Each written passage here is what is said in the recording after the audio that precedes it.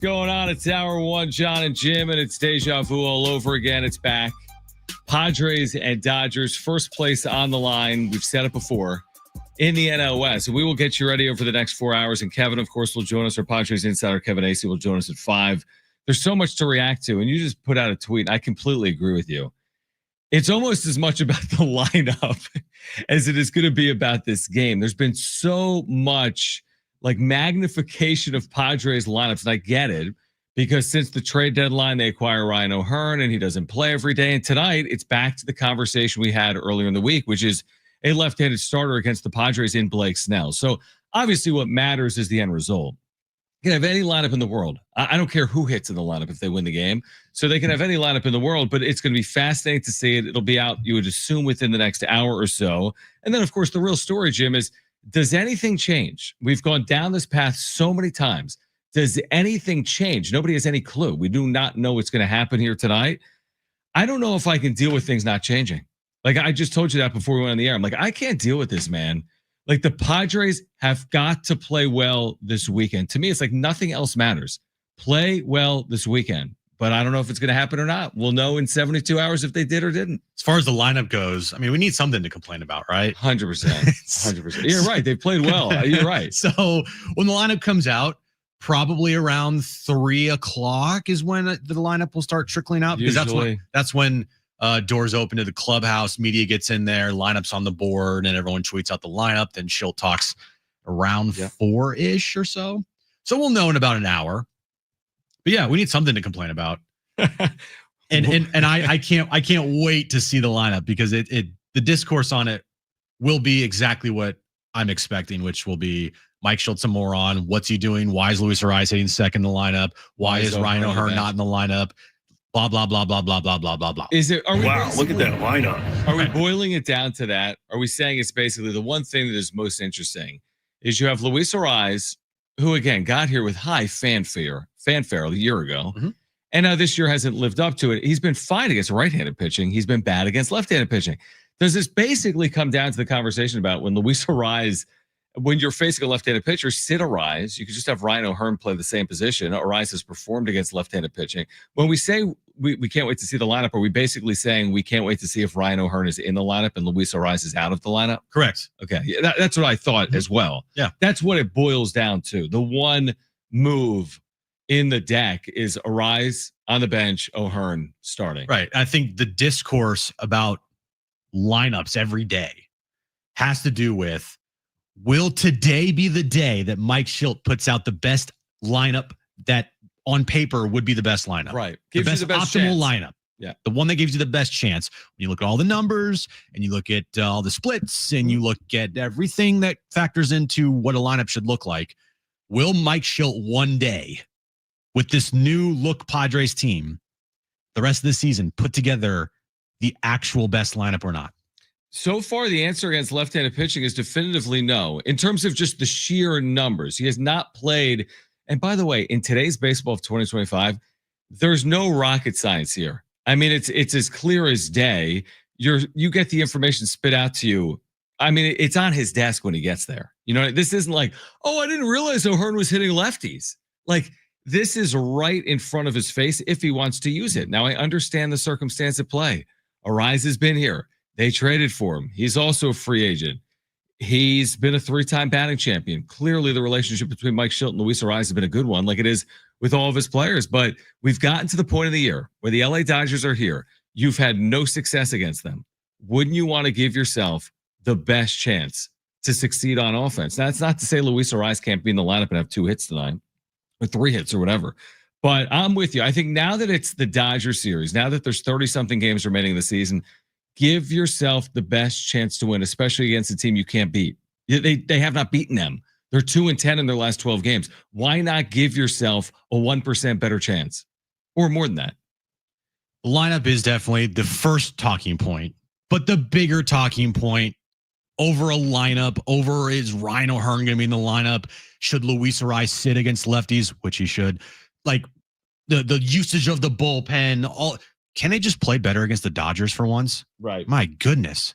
Can they go and play better baseball? Because every time they played the Dodgers this year, they've looked like a AAA team. other than 2 games. They're 2-8 against the Dodgers this year. Mm-hmm. Can they go out and can they play fundamental sound baseball? Because they haven't done it all year long against this team. And that's the team who you're chasing. That's the team that you need to overtake in this division. And this is your final chance against them the rest of the season. You're not going to face them again in the regular season. You're going to have to hope that the bad teams that they play help you out, right? So this is your last chance to make some movement in the standings here, because after this weekend, you're going to be relying on everybody else. I think it's less about standings and more about confidence. Like, it's more about prove to yourself this team is one you're capable of beating in a postseason series. They may not meet. We went through the exercise yesterday. I think there's a 1 in 5 to 1 in 10 chance they meet in the postseason. I truly believe that. Why? Because I think the earliest they could meet is the National League Championship Series based on seeding. And I think there's a very likely scenario where either the Dodgers or the Padres aren't in that series. But prove to yourself in the event you meet again, you can beat them. Yes, the division matters. Yes, the standings matter. But what matters more to me is seeing the Padres beat the Dodgers on field. Mm-hmm. It really does right now. I need to see it with my own 2 damn eyes. And honestly, I need to see it tonight. Not that the series is determined tonight, but the narrative only further sets in. Like, now you're back at Petco where you're 20 games over 500. I'm just going down this path. And you can't win at Petco when you're 20 games over 500 in front of your crowd with a real playoff atmosphere. You can't take advantage of another opportunity. How many opportunities do you get in life? They've had so many opportunities here in 2025. I just think tonight's a very big game. I get it. You could lose tonight, win the next 2. And that's preferred to, you know what I mean? Yeah. Like, you could win tonight and not win the series, or lose tonight and win the series. I just think tonight's a big game. Darvish, Snell, playoff-like atmosphere. Prove to yourself you can beat these guys. Stop with this stupid narrative. But it's your fault. It's their fault. They need to beat this team head-to-head. I don't care what the lineup looks like as long as they win. Yeah, exactly. You could bring up Campy and Tyler Wade and put Bryce Johnson in the lineup, right? Put all of these bad players in the lineup. I don't care as long as they win the game. And that's what it boils down to. Right. All the little things that we're talking about, they do matter. But what matters the most is, can this team just play better baseball against the Dodgers? You know, can they get off on the right foot this weekend, unlike last weekend when they fell flat on their face and it continued for the rest of that series? So we'll obviously discuss and dive deep into the lineup. We'll hear from Kevin later in the show.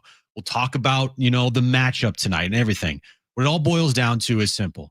Can the Padres play better against the Dodgers? Because this is the last time you're going to face them. This is your last chance to directly affect your standings in the National League West against the Dodgers without having to rely on anybody else to help you out. And can you take advantage of it? You're 1 game back. Now you're technically 2. But it's nothing. But 1 game back. You take 2 or 3 this weekend. We're talking on Monday at 2 p.m. They're tied in the division. Yeah, and you would need to outplay them by 1 game in a month. I mean, it's literally nothing. I mean, it's right there for the taking. The whole tiebreaker thing, it's not even today. It's not a conversation. When it's a conversation, when it's the last day of the regular season, the 2 teams are tied. You need a Dodger loss and a Padre win. I mean, that's as simple as that. But we're in August. It's not even late September. Right now, it's about winning this series. And right now, it's about, listen, Blake Snell's been very, very good. He's got a sub-2 ERA. And since he's come back from the IL in 3 starts, he's actually been even better than he was before he went on the IL. And here's the other thing. Darvish has been very, very not good. Now, he pitched defensively. Because Snell's been very, very good. And Darvish has been very, very not good. I hate to put it that plainly. And I know what people are going to tell me, but John, Darvish is really good after he allowed 4 runs in the first inning. Other than that, Mrs. Lincoln, how was the play? Right. I mean, it was not good. The first inning matters just as much as the other 5 innings that he pitched. And that's been the story so often with this rotation. Like Nestor Cortez the other day, he was good other than the first inning. Darvish the other day, he was good. Those runs count. But baseball's 9 innings in the first. Yeah, so it's like the Darvish thing is a hope and a prayer for me with a 5.97 ERA. And you went through the numbers. 6 of his 8 starts have been bad. So I'm sitting here like, maybe. One out of every 4 coin flips, he's been really good, but the other 3 haven't been very good. And the Dodgers have a fearsome lineup. So I don't know if I should expect what I'm asking for. What I'm asking for is the Padres to play well. But is it a fair ask when I watch the way Yu Darvish has been pitching as recently as last week when he got shelled in the first inning by LA? Yeah. And if you're just looking at his game log this year, he's had 2 good starts. Everything else has been very blah at best. Actually, they've been downright bad. 4 innings, 4 earned runs. 4 innings, 3 earned runs. 3 innings, 8 earned runs. 4 2/3, 4 earned runs. 3 innings, 2 earned runs. Like, he's going to give up runs. Now, you hope tonight he can turn back the clock a little bit. Because I do think tonight, it's a tone setter night. And the tone last weekend after Friday's game was, man, you guys can't beat them. And it played out through the rest of the weekend. Can you go out tonight against a very tough lefty in Blake Snell? And can you set the tone for the rest of the weekend? Because if you can't, if you go out tonight and you lay another egg, and then you got Nestor Cortez pitching tomorrow, like, dude, you're going to have to do some really like Herculean type of, what, to get over that hump here. Because if you don't, and once again, Dodgers are going to, own you guys and make you like their B word. I can't say it, but that's what the Dodgers. That's what's on the line. That's what the Dodgers are punking you at every turn. They're embarrassing you at every turn. At some point, it's got to end. Can you flip the script here? By the way, thank you, Josh, on X, who just tagged us. Don't even look at X right now for 1 second. Okay. So I'm going to tell you something, and I'll die on this hill now. There's no world where Luis Ariz isn't in the lineup, and I, John Schaefer, would write him in the lineup tonight. There is no world where I would not write him in the lineup. Do you want to know why? I got 2 guesses. Number 1, what he's done against the Dodgers this year, and number 2, he might have good numbers against Blake Snell. Amazing numbers: 6 for 9, 1,500 OPS. You can't sit him. Okay, yeah, because head to head matters. Yeah, it like head to head is more specific than someone is a left-hander. He's had specific success against Blake Snell in a Padre uniform, or overall 6 for 9. I think he's got to be in there. And the question, that's a great stat. Yeah. That's a great point. But the where the other players in the lineup are going to be is also the question. Like, all right, Luis Ariz, you're going to be in the lineup tonight. I don't think there was a question even in the first place with it. Probably true. But will Jackson Merrill doesn't look like he's going to play tonight or this weekend. So now you have him out. Ramon Laureano probably going to move to center. Correct. The one spot in your lineup, actually 2, the DH in left field. What are you going to do there? Are you going to really put Bryce Johnson in the lineup and Jose Iglesias and sit Sheets and O'Hearn? Because that's what it kind of feels like they're going to do against the righty. Okay, I'm glad you mentioned that. We're going to discuss that on the other side. Or sorry, a lefty, my bad. Against the lefty. We're going to discuss that on the other side. You mentioned Merrill. Will he play this weekend or not? We have some sound from Jackson Merrill in the clubhouse yesterday after the series win against the San Francisco Giants. We have you covered from all different angles here. Padres and Dodgers will play game 1 of their series tonight at 6:40. This massive showdown in the NL West. Once again, Kevin Acee will join us at 5. And when that lineup comes out, of course, we'll share it with you as well. We're just underway. It's Jon and Jim, San Diego Sports 760 live on the iHeartRadio app.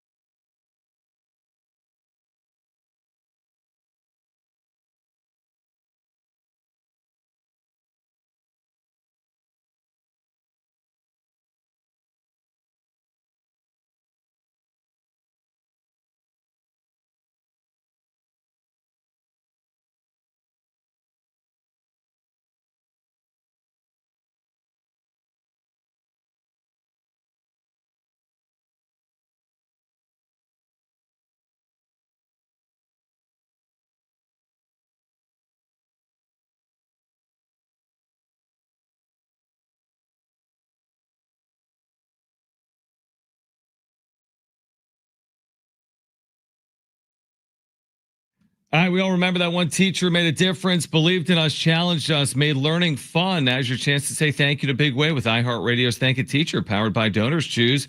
Nominate an outstanding public school teacher who's gone above and beyond for their students to win $5,000 to stock their classroom with whatever they need. Today's teacher of the day, Lori Huntsman, who teaches at Spreckles Elementary in San Diego. People told us over 20 plus years, she has spread her enthusiasm for learning to elementary students from kindergarten through fourth grade. She goes above and beyond. Congrats, Lori. You're in the running to win $5,000 for your classroom. Nominate your favorite teacher now at iHeartRadio.com/teachers. Congrats, Lori. All right. Can we hear from Jackson Merrill? We have that sound, right, Brett? All right. So Jackson Merrill post-game against the Giants yesterday spoke about the extent of his injury. This starts with an update on his ankle/bone bruise. It's getting there slowly, but just gotta wait, be patient. I don't got anything for you guys on it or anything right now. What have you been able to do so far as far as activity of running? I've just been, taking the days on the downside and trying to get it to reset. That's pretty much it. Are you more optimistic than you were just a couple of days ago when we first talked to you? Yeah, spirits are better. More optimistic for sure. Less frustrated, but still getting there, so we'll see. Do you think there's any possibility that you can play in this coming weekend versus the Dodgers, or you don't know yet? Yeah, I'd love to. That's all I got is I'd love to. From what the doctors have told you, is it a structural thing you have to give rest to, or just a pain tolerance thing? It's more on their side to say. I don't really completely understand it myself. They've done a good job of explaining it, but I'm still kind of just feeling it out, see how it is. To not be able to out there, watch your guys go out there and continue to win, take three in a row from the Giants. I'm sure it's frustrating not to be with them, but how proud of the other guys are they're picking it up where he left off. That's what I expect. I don't expect anything different from our guys. They play their asses off, and we're going to keep playing our ass off.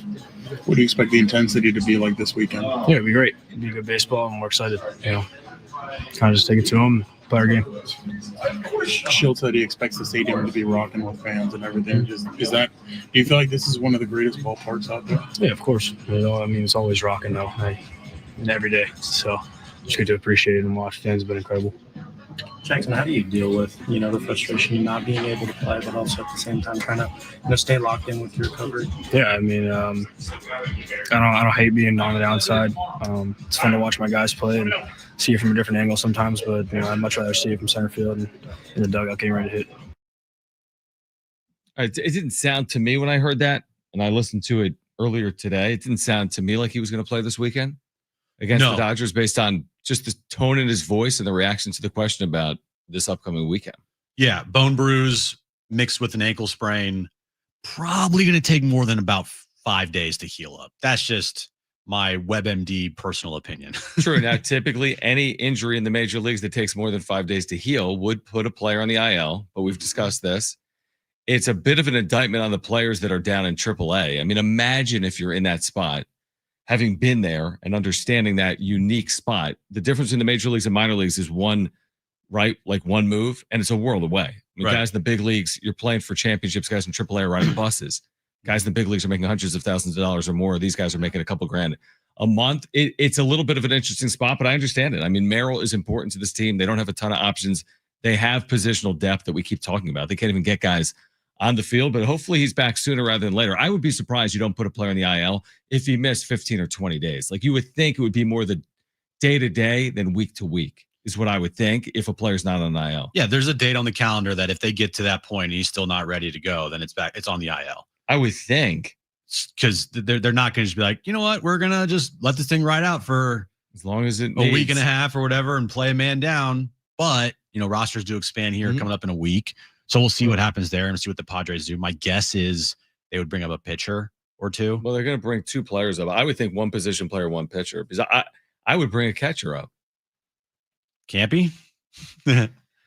Yeah, I would. I know we've had that covered. Don't you think just because of emergency situations, just to have the additional catcher on your roster, to me, it has value. Yeah, and their season's going to be over here, so just do it. But yeah, pitcher like a reliever, Sean Reynolds. Yeah, Sean Reynolds, exactly. A Kyle Hart, maybe a long guy, maybe. Yeah, that would be my guess. Yeah, when the rosters expand, you're not going to go and bring up Tyler Wade and Luis Campusano.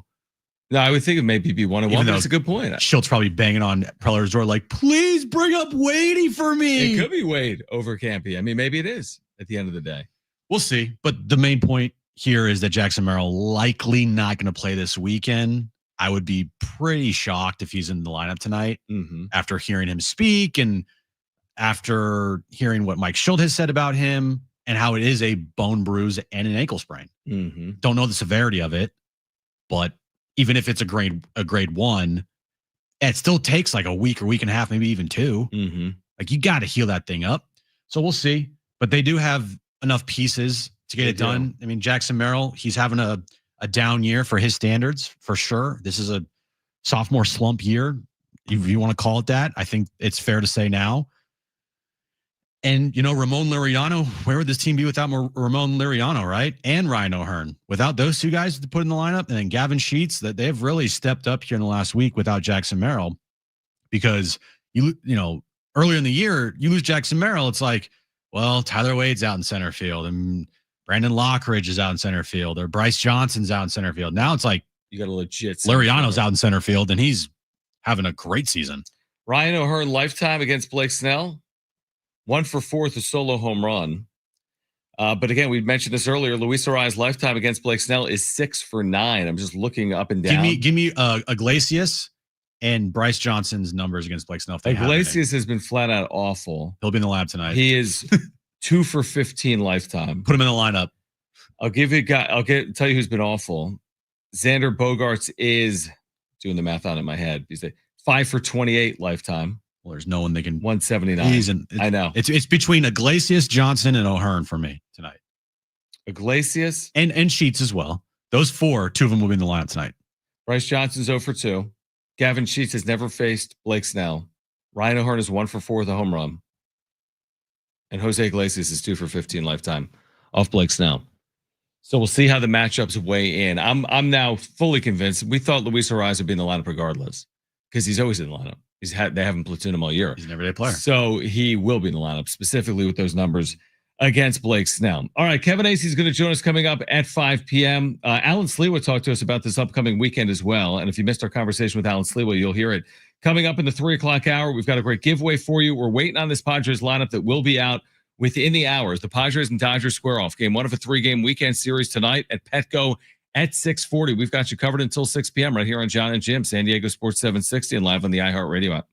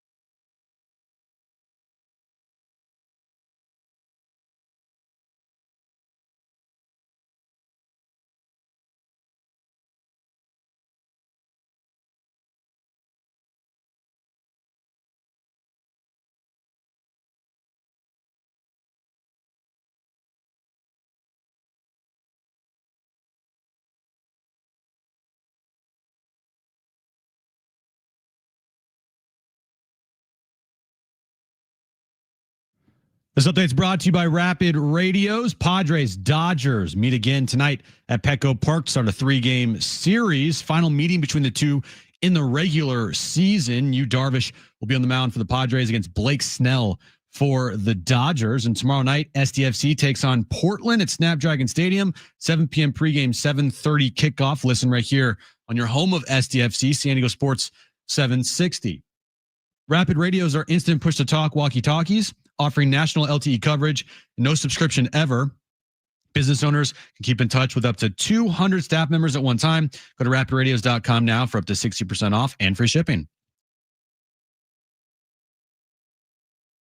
All right, Jon and Jim, San Diego Sports 760, waiting on that Padres lineup that should be out within the hour as the Padres and Dodgers, we're waiting on a Dodgers lineup as well, but as the Padres and Dodgers prepare for game one of their 3-game series, it is Blake Snell, Yu Darvish. And by the way, Snell lifetime at Petco Park, which would include a Cy Young season, has a sub-3 ERA in 43 starts, a 2.87 ERA lifetime at Petco Park. So it's a tall task. And believe it or not, the Padres 20 games over 500 are an underdog tonight, a slight underdog tonight against the Dodgers. It's the Jim point.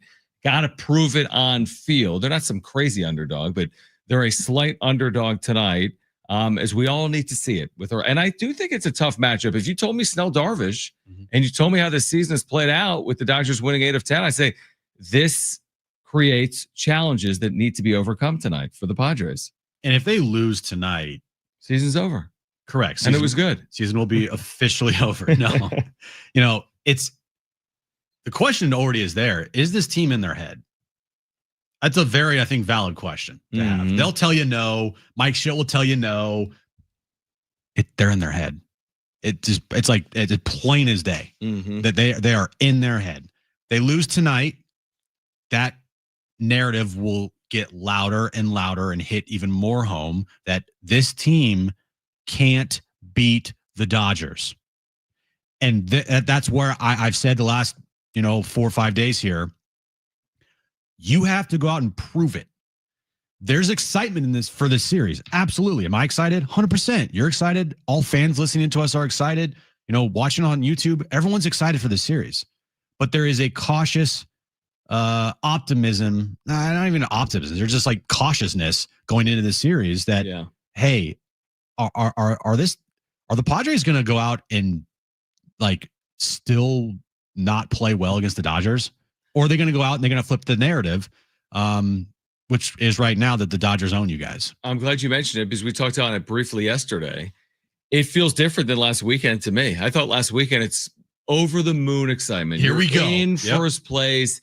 This is, and we talked about it. We didn't say it, but we said we knew what people would say. Somebody wrote it was a changing of the guard or said it on MLB Network before the series. Like, well, let's see how it plays out. And of course, the Padres were swept. To me, it feels very different than last weekend.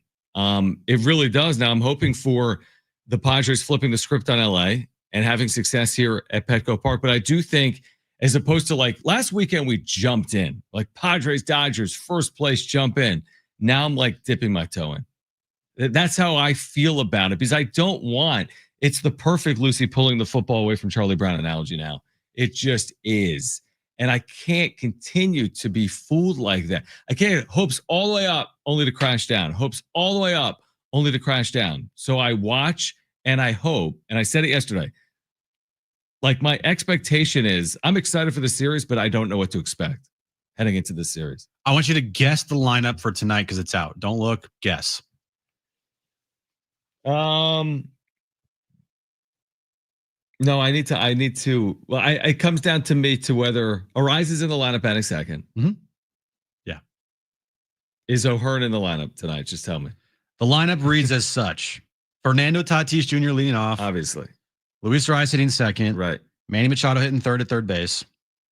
Ryan O'Hearn is hitting cleanup as your DH. Okay. Xander's hitting fifth at short. Gavin Sheets. Wow. Is in the lineup in left field. Ramon Liriano's in center, hitting seventh. Jake's at second, hitting eighth, and Freddie Fermin's hitting ninth. Wow, look at that lineup. Look at Shildt. Just said, screw it. I'm going to put my best players out there. I wouldn't have predicted that. I really wouldn't have. So he gets all the lefties in, right? It basically gets all. He says, you know what? Left, right, be damned. Left, right, be damned. He gets all the lefties in. Go for it. That's what we said. Give yourself a 1% better chance. It's more than that to win the game, and that's basically what he's done. So DH is O'Hearn. Okay, that makes sense. Yeah, with Arise at first. So O'Hearn DHing, Arise at first, and Sheets. I mean, listen, how do you sit Gavin Sheets? It's hard to sit power when you go up against a power team. It's hard to sit guys that with one swing can change a game, and that's Gavin Sheets and Ryan O'Hearn. So very interesting that the Padres will finally kind of use their optimal lineup for the first time maybe since the trade deadline against left-handed pitching. Because O'Hearn had not been starting against lefties until tonight, right? Until tonight. This is the first time that he has started against lefty with the Padres. How can you sit Iglesias against a lefty? Again, why would you ever say that? Did Shildt read everyone's tweets? Yeah, I mean, he's aware. It has nothing to do with the tweets and everything to do with what the analytics suggest. To me, yeah, it's less about the tweets. It's not about public pressure. It's about the truth. I know, and right, and he with this lineup is acknowledging like, there we go. Exactly. I'm putting my best foot forward, and that's what I think the general consensus has been. And the talking point that we have said is like, just put your best foot forward. Yep. Put your best players out there. Now I'm interested to see when Jackson Merrill returns what the lineup would look like, because Merrill will 100% be in there. I guess Sheets would be the one on the bench, because then you'd move Liriano to left, Jackson to center. Sheets. 100% be Sheets in that scenario. Yeah, in that scenario. Honestly, this is you know what? I hate to say this. For a night against a good power hitting team, when I need that in the lineup power, I'm fine with this lineup. Like, I'm not saying you're never sitting Merrill, but with Merrill being out, do you feel like you have a weekend lineup? No. Either do I. And now I get it. Is Gavin Sheets as good lifetime against lefties? It's like, no, I get it. But like, can he run into a ball? Yeah. Has he done it recently? Absolutely. So I almost like, again, nobody wants Merrill out. That's not the point. But I wanted to see a lineup like this. This lineup doesn't exist with Jackson Merrill healthy. You never get this much power in the lineup. You're not going to get O'Hearn and Sheets in a lineup against left-handed pitching ever, if not for injury. Unless, but he'll never do it. How would you do it with if Merrill was healthy and playing? O'Hearn's at first, arises out of the lineup, and Jackson's in center with Liriano and left, and Sheets is your DH. I guess you're not going to see it maybe right away. Maybe you do eventually force his hand, and maybe in the postseason you would see something like that. But that's a fair point, because we started the day with O'Hearn. Right. Yeah. But hey, look, I like it a lot. I was expecting to not like it, and I was expecting to see like Bryce Johnson and Jose Iglesias in the lineup. Enough of that. Exactly. You're going to beat the Dodgers on margins? You're going to beat them by swinging the bat. Yeah. Go out there, put your best foot forward. Because last week, the lineup against Blake Snell, I got to look this up, because I want to say it was Bryce Johnson and Jose Iglesias last week. And it didn't work. So they faced Blake Snell on what, Saturday? I think that's right. Is the day you did the wrap-up show? Yeah, don't want to talk about it. So yeah, their lineup last Saturday was Tatis, Arise, Manny, Merrill, Bogarts, Liriano, Cronenworth, Iglesias, Fermin. There are tons of differences, because Merrill was still in there at the time. And Iglesias, Iglesias was the DH. Yeah, it's way different. It's completely changed. And let's see if it works. But I go back to like, are we really going to say at the end of the night, man, they really missed Iglesias' defense? Man, they got killed on that. No. It's always possible, but that could happen with any player. Fernando Tatis Jr. misplayed a ball yesterday. So you can't. He's going to win a platinum glove this year. Yeah, you can't be like, well, this is our optimal defensive lineup. That's ridiculous. You're not trying to beat them 1-0. You have to you're going to have to probably like outslug them tonight. And lineup aside, because it's just the first thing that fans can look at and either praise or criticize, right? Now it's up to the players to go out there and perform. Go out there. Manny, guess what? You've been awful against the Dodgers this season, albeit for one game where you did have 5 RBIs. That was 11-1 victory. Right. But besides that game, you've been awful against the Dodgers this year. Bogarts last weekend, he was 0-for, or at least I think he might have 1 hit. I think he had a hit. Cronenworth last weekend went 0-for. Tatis, are you going to hit a home run ever again? Right. Like, go out there and go out there and perform. You know, the lineup is what it is. And I'm glad tonight there's no excuses about lineup talk. Like there's no lineup excuse tonight. Like, oh, I can't believe they didn't put this in there. They put that in there. Like you lose. And Right. It's not going to be, well, that's because they started lefties against the lefty. No. Well, you complained when they started righties against the lefty. Right. So certainly, I don't want to hear the complaint. If Blake Snell shoves tonight, here, I'll say it. I'll be Mike Shildt. Nothing is more annoying. Tip your cap. Oh, geez. Nothing is more annoying besides saying tip your cap than not putting your best foot forward and not putting your best players out there to perform. Like that to me is just like, what are you, like, if you're going to go down swinging with your best. I don't want to see like, oh, well, Jose Iglesias and Bryce Johnson, because they've done that. And it's like, no. Put your best lineup out there. I won't nitpick about where you put them in the lineup as long as you put your best guys out there. And now they put their best guys out there for tonight with Jackson Merrill down, and you're playing straight up. And if they lose, they lose. But at least they went out and they had their best foot forward. That's what I was going to. That's honestly my point. If this doesn't work and tonight's game ends in a 3-1 loss, and the only run scores on a sac fly, and they have 5 hits, and 4 of them are singles. All their lefties go over. I'm not gonna start the wrap up show tonight and be like, how could you sit Iglesias? No, exactly. So you can't do that. And over one game, anything can happen. Any player can have a big game or a bad game in one game. I do believe offensively they kind of found something and are finding things, and I think this gives a better chance to have offensive success in a series where you're going to need it, especially with you, Darvish, on the mound. And at this point of the season, you got to ride the hot hand more often than not. Yeah, that's true too. Because you can look at splits and you can give me all the, well, in his career, blah, blah, blah. How about right now? The mainstays are going to be in the lineup. Manny, Tatis, Bogey, Merrill, like Crony, right? They're all going to be in the lineup, okay?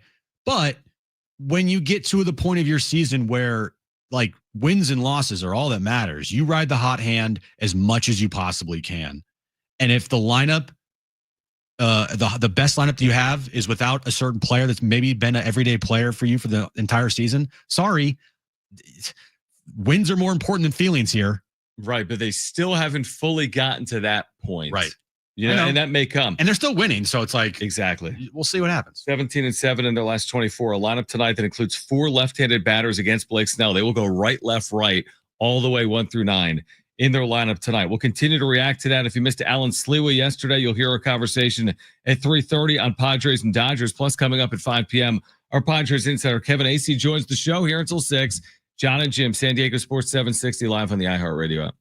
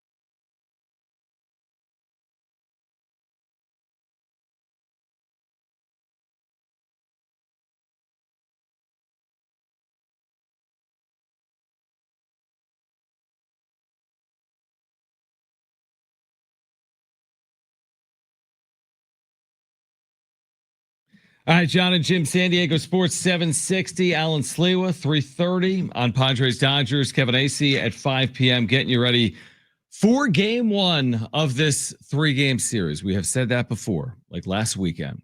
So this is the final time of the regular season between these two teams. We'll see if the Padres can do something they haven't done in a while, and that's beat the Dodgers in a series. They haven't done it since the regular season of 2024. All right. I thought you were going to say the Reagan administration. No, like regular season of 20. I mean, it's been at least 4 consecutive series. I don't know who won the last. You said it. I think the Dodgers won the last regular season series in 2024. Is that right? Yes. They that was the triple play series. Padres won game one with a triple play. A triple play. Yeah. Which we have seen 7,423 times on Padres TV this year. Do they show that? Have I missed that one? Yeah, we were talking about this last night. So wait, here's a question. I have a question for Padres fans. Have the Padres ever had a triple play to clinch a playoff spot? Because it's hard for me to remember if that's happened. I have another question for Padres fans. Okay. How many consecutive batters has Jeremiah Estrada struck out in his career? If you don't know that, you don't have a subscription. You don't. Okay, you're not watching. No. Don't tell me you're watching every night if you don't know how many consecutive batters Jeremiah Estrada struck out. Yep. Because he's not only has he struck out 13 consecutive batters, based on the number of times they played the ad, he has struck out 13,000 batters. Because it's aired that many times. I've watched him strike out more batters than Randy Johnson. Also, does Tony Gwynn have 3,000 hits or 30,000? Because I've seen his 3,000th hit 30,000 times.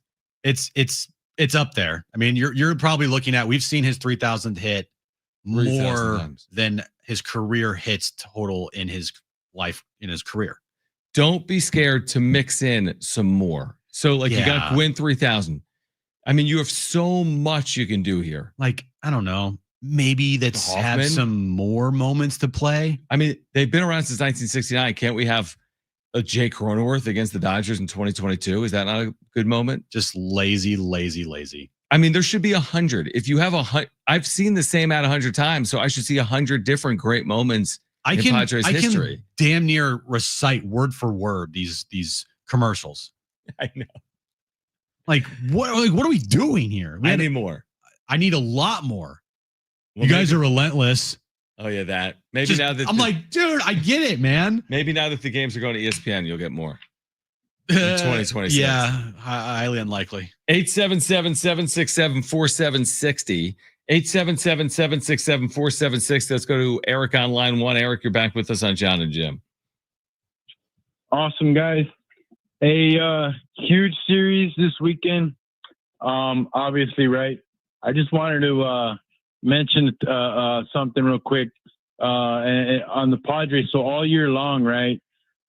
They've been resilient, right? Persistent, and they've been deceitful at sometimes, or deceiving as far as their offense goes.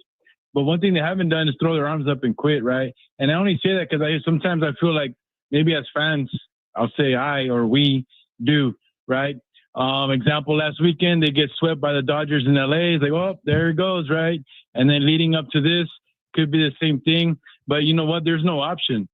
They still have to keep fighting. They still got to show up. They're right in the middle in the thick of things. So, I mean, we just can't give up on these guys is all I got to say. Appreciate you, Eric. I mean, how many times have you heard Shildt say, man, we could have folded up the tents? Oh, every game that they lose. So, I mean, it's true. I mean, he loves to say, the intent is there. The level of competitive, like the competition. He loves saying competition. He has a saying that I tweeted out, and it's every time that the Padres lose a game, he comes away saying this exact quote. I gotta find it here, but it's pretty funny. The intent, the fight. Yeah. Hold on. Because I really now I gotta find this. It might be hard to find because you tweet 50,000 times. No, I don't. Yes. Literally game one of the Giants series, you tweeted 1,000 times. This is what Mike Shildt will say. Like it's like autopilot when they lose. Effort's there, intent's there, the competitive spirit's there. We'll be ready to go tomorrow. That's so true, dude. But hopefully he doesn't have to say that this weekend. right? Hopefully those words don't come out of Mike Shildt's mouth after a Padres loss. It's true. Because I as much as I like can't stand watching the same commercial over and over and over and over and over and over and over and over and over and over and over again on Padres.tv, I can't stand when Mike Shildt says that after a loss. Yeah, but the truth is, like I'm doing the math here, like 93 wins last year. And then, 93 plus 72, what is this? Just doing off the top of my head, 165. 165 wins, 69 losses last year, 56 this year. I mean, the point is the proof's in the pudding. Mm-hmm. I mean, name me another Padres manager since Bochy that's 40 games over 500 in 2 years. That would be none, John. I mean, that's the thing. I mean, they have really won. And you might say, well, the playoffs have expanded. Now, 93 wins is a good year. I mean, even without the final wild card spot, right? Padres would have been in a year ago. This year, I mean, they're trying to win a division. So, and who knows? I mean, they're right now 16 games over 500. So I agree. Listen, some of the stuff Shildt says, we've talked ad nauseum about it for 2 years. Proof's in the winning percentage. Yep. Like they win at such a high clip. And the second half stuff is like unbelievable. They do. And I've always said, I'm really glad that Mike Shildt's a really good manager. Because all the shtick on the side, it would not fly if he did not win games. I mean, 17-7 in their last 24. Once again, a second half where a team is trending up.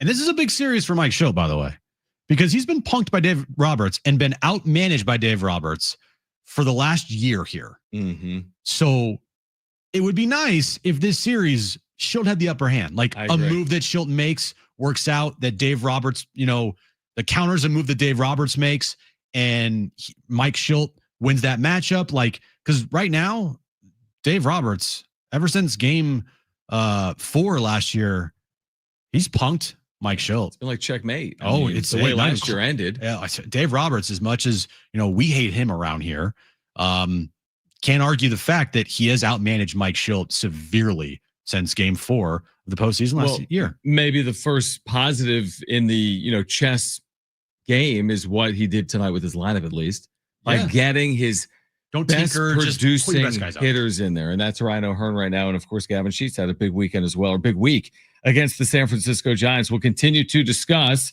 as we lead you up to Padres and Dodgers game 1 of a 3-game series. When Mike Shildt speaks this afternoon, you will hear it right here on Jon and Jim and San Diego Sports 760. Great conversation with Alan Slewa coming up, who has covered this series from all angles over the years, and he will join us if you missed it. If you missed it yesterday, you'll hear that conversation at 3:30. And then Kevin Acee, our Padres Insider, is on the show today as well. He'll join us at 5 p.m. We've got a giveaway for you today as well.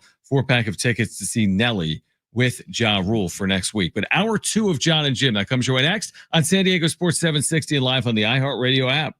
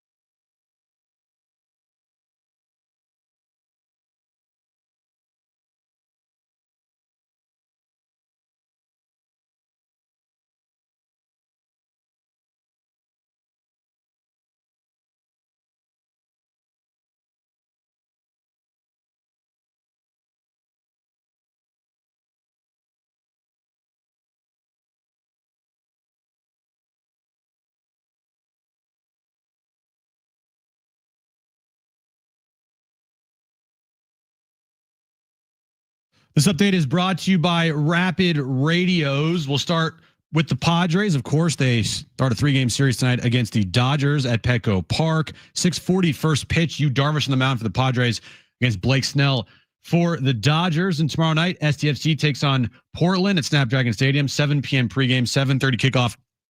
Listen to the match right here on your home of STFC, San Diego Sports 760. Rapid Radios are instant push-to-talk walkie-talkies, offering national LTE coverage and no subscription ever. Perfect for instant contact with an aging parent. For a limited time, go to rapidradios.com and you'll get an extra 60% off and free UPS shipping. Add code radio and get an extra 5% off. It's another Padres Dodgers weekend. This time in our house, Petco will be rocking all weekend, and we get you all ready for the series. Tonight, Blake Snell returns to America's finest city versus... Now we get inside the matchup with all the analysis and breakdown live from the San Diego Sports 760 studios with Jon and Jim. All right, San Diego, Southern California, what's going on? This is hour 2 of Jon and Jim, leading you up to Padres and Dodgers from Petco tonight. Kevin Acee at 5. If you missed Alan Sliwa, got good perspective on Padres Dodgers. You'll hear it coming up at 3:30. We've got a giveaway for you as well, a 4-pack of tickets to see Nelly next Wednesday. It is amazing to me that people actually argue the point against the point you just made about Mike Shildt, Dave Roberts. The conversation can change, but it has to change based on the Padres outperforming the Dodgers in meaningful moments. And that's not just this weekend. It would have to be in the postseason. Like Mike Shildt can still win in the postseason just because he hasn't to this point. But you cannot argue the point. As much as we despise the way it played out, the sinister sling stuff, you can't argue the point that Dave Roberts has gotten the best of the Padres. I get it. Players are involved. It's not solely a managerial discussion, but there have been moves in there. Mike Shildt can be a good manager, but you can also make the statement that the Dodgers have had the upper hand and Dave Roberts has had the upper hand on Mike Shildt. And there's a number of moments you could point to going back to the postseason of last year. That's completely fair. I don't like saying this, but it is 100% factually true. Dave Roberts is a better manager than Mike Shildt. I don't like saying that. I don't. But you know how that changes? Is if Mike Shildt gets past the Dodgers or if Mike Shildt wins the World Series. Then the conversation changes. But as of right now, it's unfortunate that, it's a fact. Dave Roberts has outmanaged Mike Shildt. That was the hardest part last year in the postseason for me. It's like Dave Roberts looked the fool with the whole sinister sling, the whole conversation, the Ken Rosenthal article, but he got the last laugh. And then this year, he's got Kike Hernandez out there in a 10-0 game, like in the 5th inning. We're like, this is foolish. They win the series. It's like when you're not getting last laughs, who's the fool? Yeah. So it's like, and again, to your point, the conversation never ends. The beauty of sports is a soap opera. It's as the world turns. The Dodgers could win last year's World Series and the Padres could win the next 2, or it goes back and forth. That's the beauty of sports. But as we sit here right now, I mean, we've been watching the Dodgers dominate the Padres for the last 1 year. Postseason, regular season series after regular season series. It can change. I hope it changes. I hate the narrative, but they're going to have to change it on field. And the one time the Padres got the best of the Dodgers, who was the manager? Oh, it wasn't Mike Shildt. It was Bob Melvin. So there's no conversation there. Yeah, it's unfortunate that you have to kind of bend the knee here to Dave Roberts, but until it changes, until it's proven otherwise, it's a fact. I'm sorry. There's no opinion here. There's no opinion about who's a better manager or not. Like Mike Shildt is a good manager in his own right. Dave Roberts is a good manager in his own right. And head to head, Dave Roberts has the upper hand. It's plain and simple. There's no opinion there. I hate it because I don't like Dave Roberts at all. I don't like the Dodgers at all. You know my hatred for the Dodgers. But until that, wins-loss column changes towards the Padres side, there's no conversation here. Dave Roberts has outmanaged Mike Shildt in every facet of the game over the last 2 years. I mean, the crazy thing is, and I don't think it would happen, but Dave Roberts, in some alternate universe, was looking for employment in the middle of October last year if the Padres could win another game. I don't think it would have happened, but there's a world that probably exists. If they go out in 4 and the Padres lay it on the Dodgers and win that game 11-0, and Dylan Cease shoves, and the offense looks like the offense it looked like earlier in the series, and they go out with their tails between their legs, lifeless, maybe there's a world that exists where they could have put him out of his misery, so to speak. But guess what? It didn't happen. Right. So to argue, well, the Padres are only a one win from beating the Dodgers. The history of sports is one win. Right. The legacies 1 yard, 1 inch, the legacy of Kobe everything. Bryant is different. I'm sure if they didn't win a 7th game, or all these players like one Super Bowl. Yeah. Guess what? I bet Colin Kaepernick is a different quarterback if he wins one Super Bowl. Yeah. If that ball that he threw to Crabtree in the corner of the end zone was caught instead of not, then guess what? He's won a Super Bowl. You can't play the one game thing. No, you can't. And I hate it. I'm with you. Yeah. So now what it is, here's the thing. Like I said, it's a soap opera. It never ends. Nope. So you can still get laughs or last laughs, but as of now, you haven't. But I think that's why some people sometimes come here. I mean, we kind of say it how it is, whether we like it or not. We try to do it from like an unbiased perspective. I mean, I'm not lying when I tell you that Dave Roberts is the winningest manager in the history of baseball, a 622 winning percentage. Nobody's higher than 615. He's a 622 regular season manager. Have there been failures in the postseason? You better believe it. One of them was in 2022 against the Padres. But right now it's on the Padres. Forget about that. It's on the Padres to go change that conversation. But they can't change the conversation any other way than doing it on field. And if we lived our lives with hypotheticals in our past, like, you know what? If I didn't go and do this one thing, I'd be a millionaire right now. Well, guess what? You're not. Like, you can change the future. You can't change the past. The Correct. past is the past. Happened. And you can tell me all the hypotheticals you want. Well, you know, if the Padres beat the Dodgers, though they didn't. So there's no discussion there. Okay. It happened. It's over with. You move forward and you deal in reality with, can they beat the Dodgers in the future? They didn't beat him in the past. Okay. Dave Roberts, he outmanaged Mike Shildt. It's not an opinion. It's a fact. All right.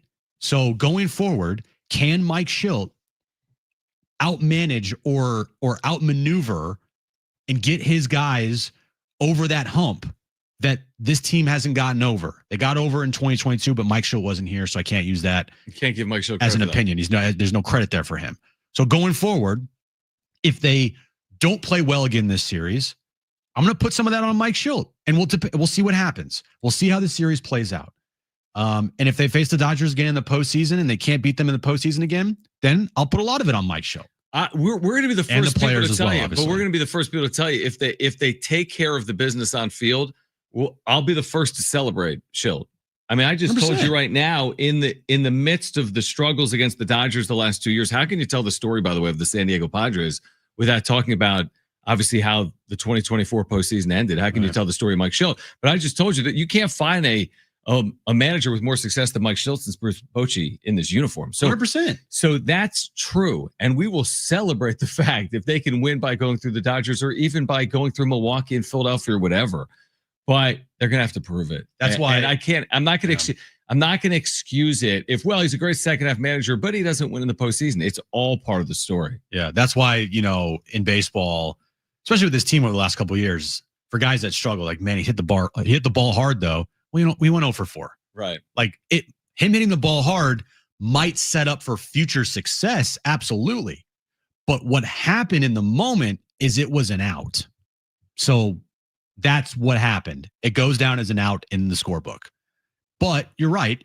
Those types of things could set up for future success. But when talking about past history, there's no like blurry lines here. It's black and white. Was he out or did he hit the ball and did it drop? You know, did they win or did they lose? And I'll put it plainly and like bluntly and frankly, as ridiculous as this conversation is, the Dodgers have never been, they're so susceptible. It doesn't mean I'm watching. We're seeing these results.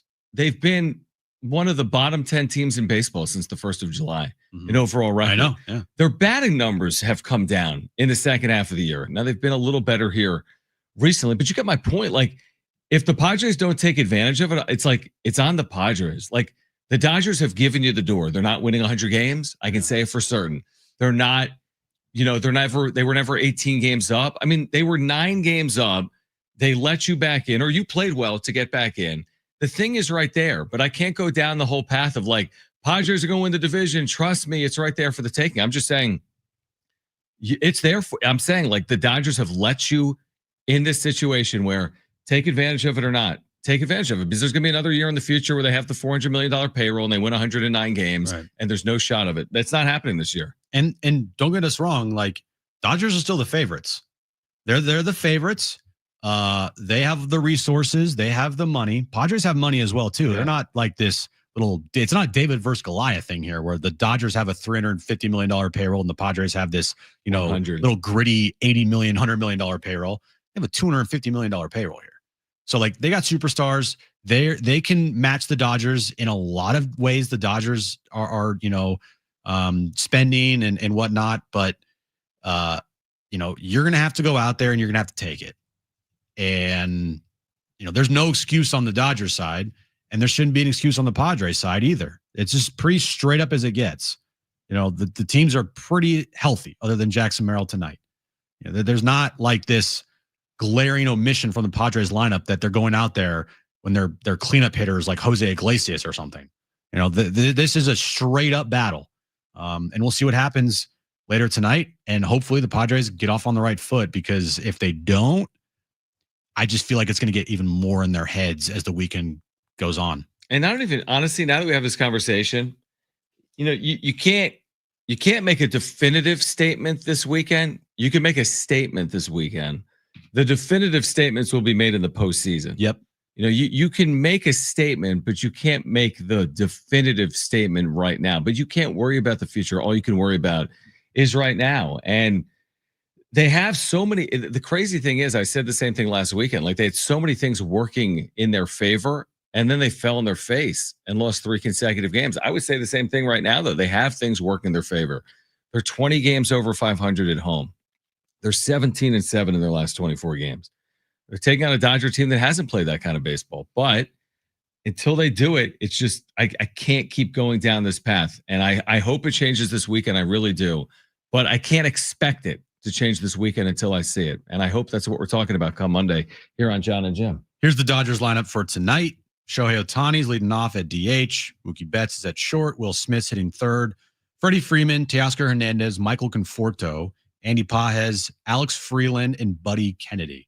One of the biggest things that the Padres have not been able to do against the Dodgers all this year and in the postseason last year was contain the bottom of their lineup. You were going to say it. And while the lineup at the bottom here for the Dodgers doesn't look great, Alex Freeland and Buddy Kennedy, Andy Pages has torched you this year. Ever since Mike Shildt called him out, he has made Mike Shildt look like a fool there. So, you got to contain the bottom on this lineup tonight. You cannot have Alex Freeland and Buddy Kennedy beat you for 4 hits. They can't. They just can't. Cannot do it. Cannot happen. Interesting storyline within the storylines. Tanner Scott active today, activated by the Dodgers. Yep. Now, of course, Scott was just here. Blake Snell was recently here. Blake Snell will start this game. Tanner Scott could absolutely appear in this game. By the way, Kirby Yates is expected to be activated tomorrow for the Dodgers. The weaving of these stories they're so intertwined, right? I mean, there's so much here. There's so many paths you could go down. It all boils down to the same thing, which is Padres Dodgers, and can the Padres overcome these demons this weekend and moving forward? Yeah, and it's not going to determine the rest of their season. They're still going to make the postseason, but being 2-8 against the team that you are competing with for a division title, who's directly in front of you, you're going to want to play better. Because if you don't, then like I said, you're going to have to rely on a lot of bad teams to help you out. Sure. Dodger schedule is pretty almost identical to yours. Right. As far as how many bad teams they play in the final month of the year. Mm-hmm. So the last thing you want to do is be like, come on, Colorado, help us out. Or whoever they're playing. I don't know exactly who, but you get my point. Come on, White Sox. Yeah. Come on, Chicago. Come on, Miami. Actually, Miami's not that bad. You're right. And honestly, like, you have no control over that. Yeah. So it's like, come on, Washington. Like, you can't rely on it. No, you can't. If it happens, it happens. All right, much more. Getting you ready. Padres Dodgers coming up tonight. Game 1. We're going down all kinds of paths. Alan Slewa, if you missed him yesterday, you'll hear that conversation at 3:30. We will hear from Mike Shildt pregame. I will tell you this. He will be very short when asked about the Dodgers, and he'll be asked everything about the Dodgers. He'll be short when it comes to the Dodgers as he gets his team ready. He'll be excited, though.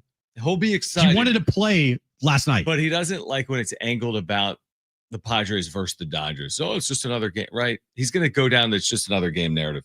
Kevin Acee at 5 p.m. Stay with us, Jon and Jim, San Diego Sports 760 live on the iHeartRadio app.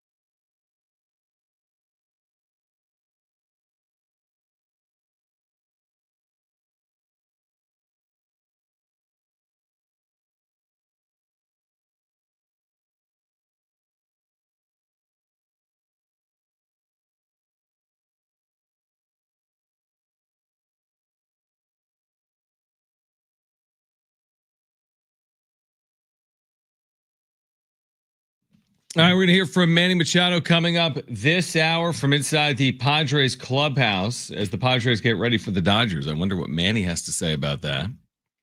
So we'll hear just go and play good baseball, John. Just a baseball game and just go out and play good baseball. That's kind of what he sounds like. Yeah. We'll hear from Manny coming up in about 25 minutes. Alan Sliwa at 3:30. Lifelong Padres fan, has covered this series from different angles over the years, and you'll hear that conversation coming up at 3:30. So you've read the Dodger lineup. We read you the Padres lineup. That was kind of I think it was somewhat surprising that you would see Luis Arraez, Ryan O'Hearn, and Gavin Shildt all in the lineup, left-handed batters against the left-handed starter Blake Snell. It's not the path Mike Shildt has gone down. He is somewhat shorthanded with Merrill out right now, but they've switched the lineup up. Will it have an effect? And I think there's a very good chance it could. Now, any one game, like that's the other thing. Any one game, any one thing can happen. But give this an opportunity, right? Play these guys with more routine. Certainly O'Hearn has gotten more opportunities.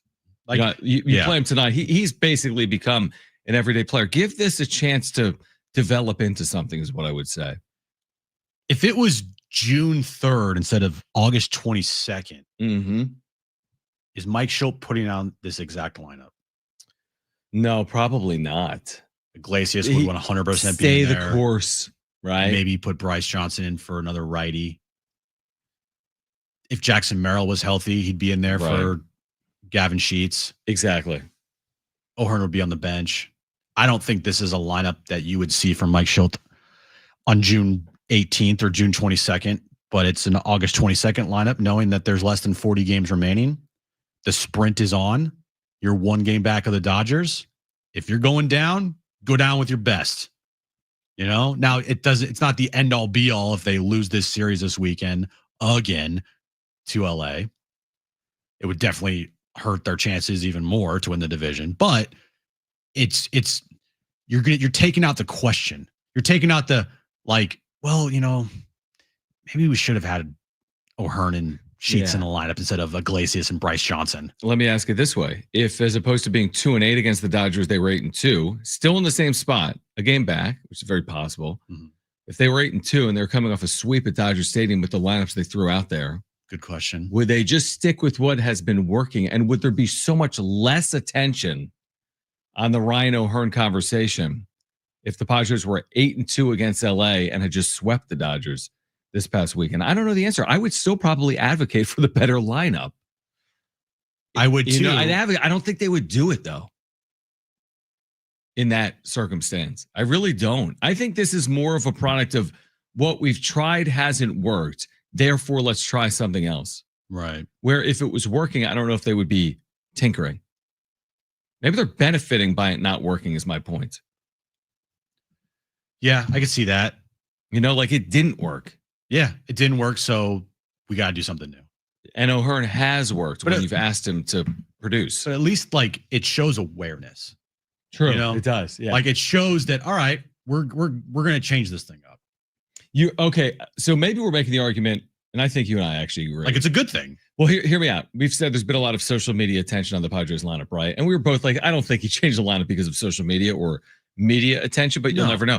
But if this was 1979, does he just roll the same team out every single day? No, because nobody really sang anything about it. Well, in the newspaper, you might read stuff. Yeah, true. And that's basically where you would have heard it. Right, because back in the day, there's no sports radio in the 70s. Nope.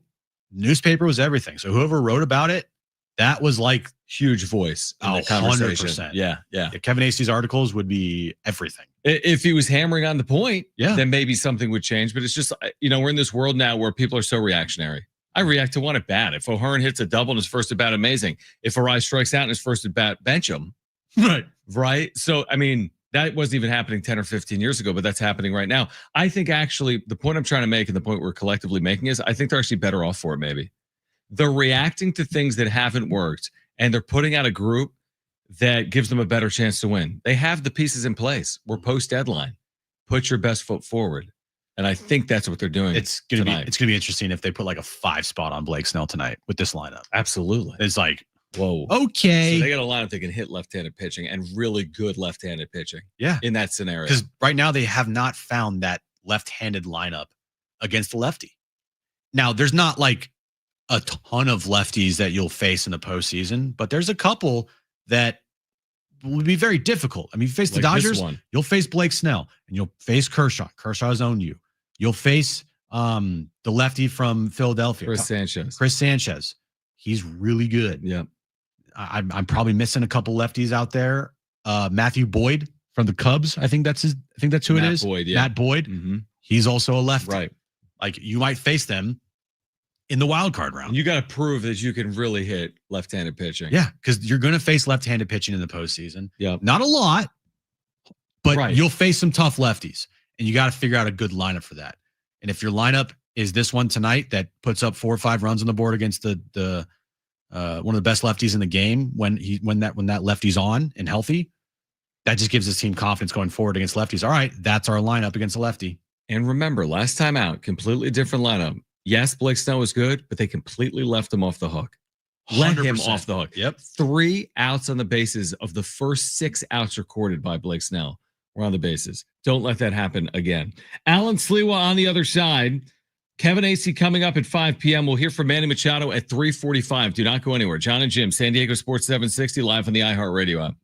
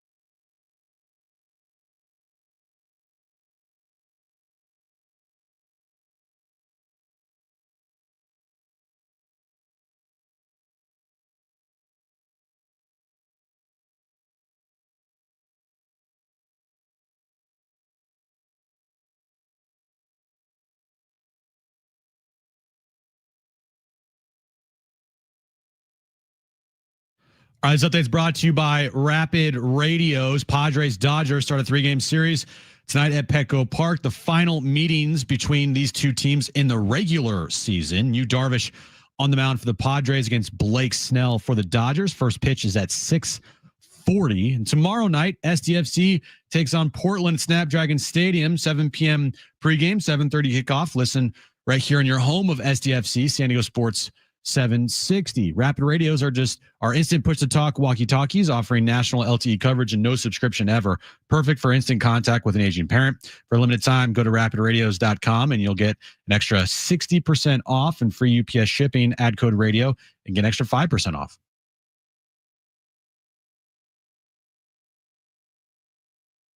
All right, Jon and Jim, we're going to hear from Alan Sliwa.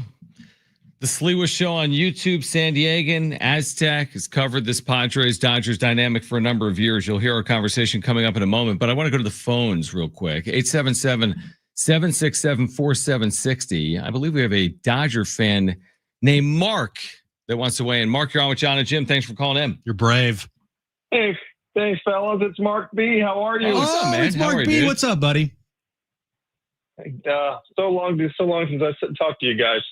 Good to hear you, man. Well, coming from a Dodgers standpoint, I truly have no idea how this team is still in first place. Been watching them all year, and it's been nothing but disappointing. Andrew Friedman spent a ton of dough on the likes of Conforto and Kirby Yates and Tanner Scott, and frankly, they've all been busts. So I know you guys are a little bit nervous about tonight, but I think these are the type of nights that you steps up typically. So as a Dodger fan, I got to be real here, and I think he likely shoves tonight, and I can't see a scenario where the Padres don't take 2 out of 3 here.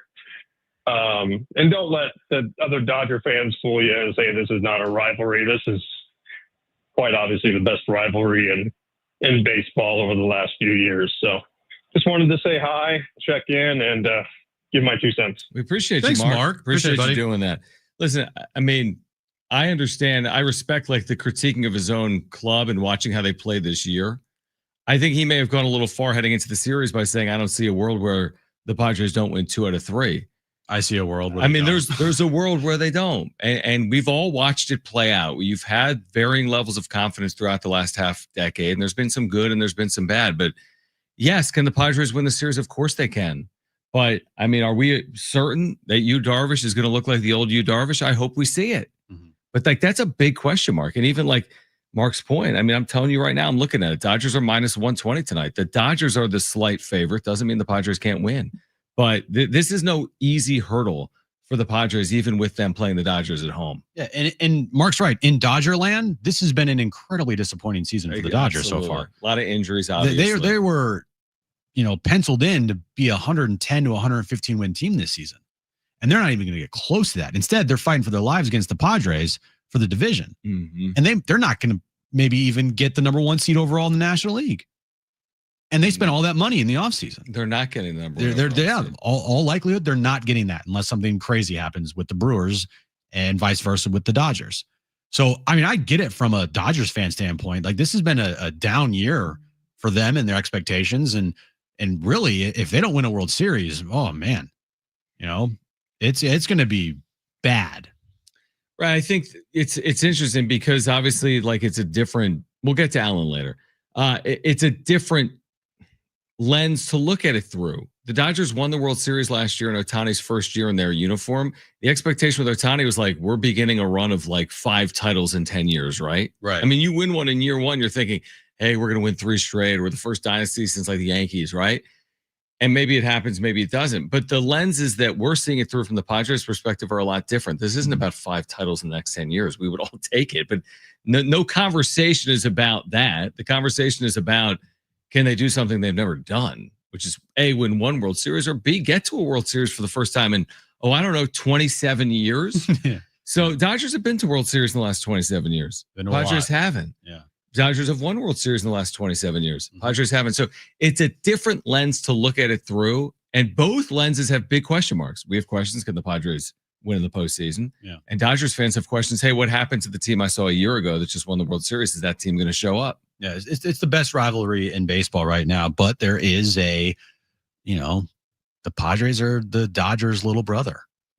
I mean, for it to be true here, at some point you're going to have to get up off the mat. You can't get swept at home, for example, this weekend and be like, man, this rivalry is really coming through, isn't it? Well, I do think with the Padres actually winning and beating the Dodgers in 2022, that took it to a level of, okay, we're at a rivalry now, because it only becomes a rivalry if one team beats the other in the most important part of their season, which is the postseason. Right. Like you look at the NFL and people might say, oh, Jets, Patriots, that's a great rivalry. Well, back in the day, there was no rivalry there because Tom Brady beat the Jets every single time they played. But I'm just making the point. How long can you say? I agree. I think the rivalry right now has the dynamics of being the best in the sport. But how long can you say it's the best rivalry in the sport based on the 2022 postseason? You're right. It has to flip here soon. Hopefully it flips this year. Right. Because if it doesn't flip this year and the same thing happens again, it's going to be the same song and dance. Oh, Padres got close and then they choked. And the Dodgers won the World Series. Like down that path, it's like, well, is it really? But again, what I don't think is going to happen, I don't believe this weekend the Padres are not going to show up. Like, I don't believe what happened last weekend is going to repeat itself, but I also have no clue. And I don't think anyone really does. Like Mark calls in, he says, I can't see the Dodgers winning 2 out of 3. Really? Or we've heard from Padres fans, now that we're home, we're gonna do the exact same thing they just did to us. We're gonna sweep the series, and maybe someone's gonna be right because one of these outcomes will be true. And to that point about showing up this weekend, man, I hope they do show up because they didn't show up last weekend, and they haven't shown up against the Dodgers pretty much all year long, right? Albeit 2 games, right? Right. But for each series that they play the Dodgers, they have not shown up. They've played awful baseball against them. So can you show up? Right. Can you go out and play good baseball? Can you hit with runners in scoring position? Can your stars have actually moments, right? Can you pitch well? If you don't win these games, okay, but don't go out there and look like you're a AAA team. Like go out and play some sound fundamental baseball.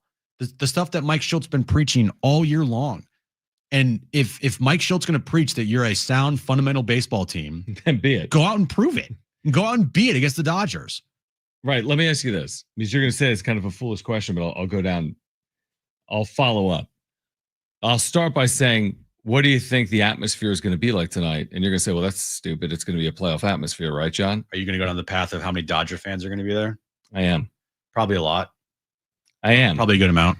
The reason I do it, the reason I would say, and I think it actually adds to kind of the atmosphere. I think it's going to feel like a playoff game maybe because of that. But of course, we've seen the playoffs between the Padres and Dodgers in recent years where Petco has been dominated by Padre fans, right? That's been a storyline the last 2 times they met in the postseason. Now in the regular season, that hasn't necessarily held true. I am kind of curious what that looks like tonight. I mean, there were years when it was completely lopsided where it was all Dodger fans. And then there were years in more recent history where it was all Padre fans. I mean, are Dodger fans clamoring to come down here? Like to Mark B's point, clinging to a 1-game lead in the midst of a season where they're pacing for 91 wins? Are they clamoring to come down here in droves or not? Or are Padres fans holding on to those tickets because they really want to be there to watch, to give the Padres their best chance and provide that home field advantage? Like, I'm curious because I have no clue. Is it going to be 90% Padre fans or is it going to be 65% Padre fans? Because we know these tickets are going to go for, they go for a lot, a ton of money. We've been looking. Yes, we have. On the wrap-up show, we see it. So, if you're a person that has season tickets and you want to like recoup some of that money, I mean, maybe you do sell a Friday and a Sunday or a Friday and a Saturday because you get the few $100 extra bucks. All right. So, I mean, I get it. Me too. You can't block out all Dodger fans in the regular season from Petco. Postseason, different story. Yep. Postseason they've done a fantastic job of, kind of keeping Dodger fans out of that building. And the atmosphere has been incredible. But in the regular season, that's a little difficult. Mm-hmm. Regular season, they just want to sell. They're not going to box people out.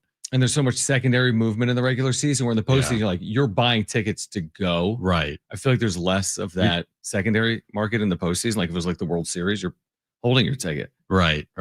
And the Padres did a fantastic job last year and in 2022. Yeah. I mean, it was both series. Yeah. It's like there was barely any Dodger fans there. Regular season, that's a different story though. There'll be a good amount tonight. Yeah, exactly. And whatever. It's part of it. It's part of it. And we'll see. Game 1 again coming up tonight between the Padres and the Dodgers. Kevin Acee will join us at 5 p.m. We'll hear from Alan Slewa at 4. We were supposed to get to Alan right there, but had a call from Mark B and then got carried away in conversation. What we're going to do coming up, though, is we're going to hear from Manny Machado. Yes, we are. In the Padres clubhouse as San Diego prepares for LA, the first of 3, final time they'll meet in the regular season in 2025. And it is a true statement to say first place is on the line tonight with the Padres 1 game back. So we'll hear from Manny. Kevin Acee coming up at 5 p.m. Don't go anywhere. This is Jon and Jim, San Diego Sports 760 and live on the iHeartRadio app.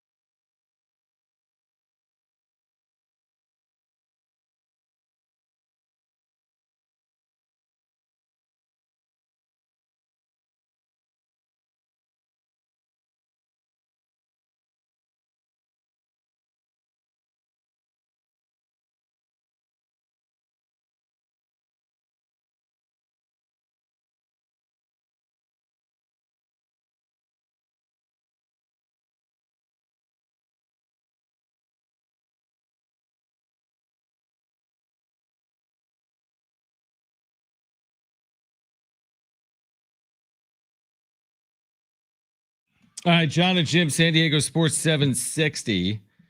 Kevin Acee at 5 p.m. We're going to hear from Mike Shildt at 4 p.m. He has spoken with the media, so we'll hear from Mike Shildt coming up at 4 p.m. Now, Manny has spoken inside the Padres clubhouse. Where does this start, Brent? Is it with a question or no? All right, so there's a question to start this. Media scrum with Manny Machado just a few moments ago.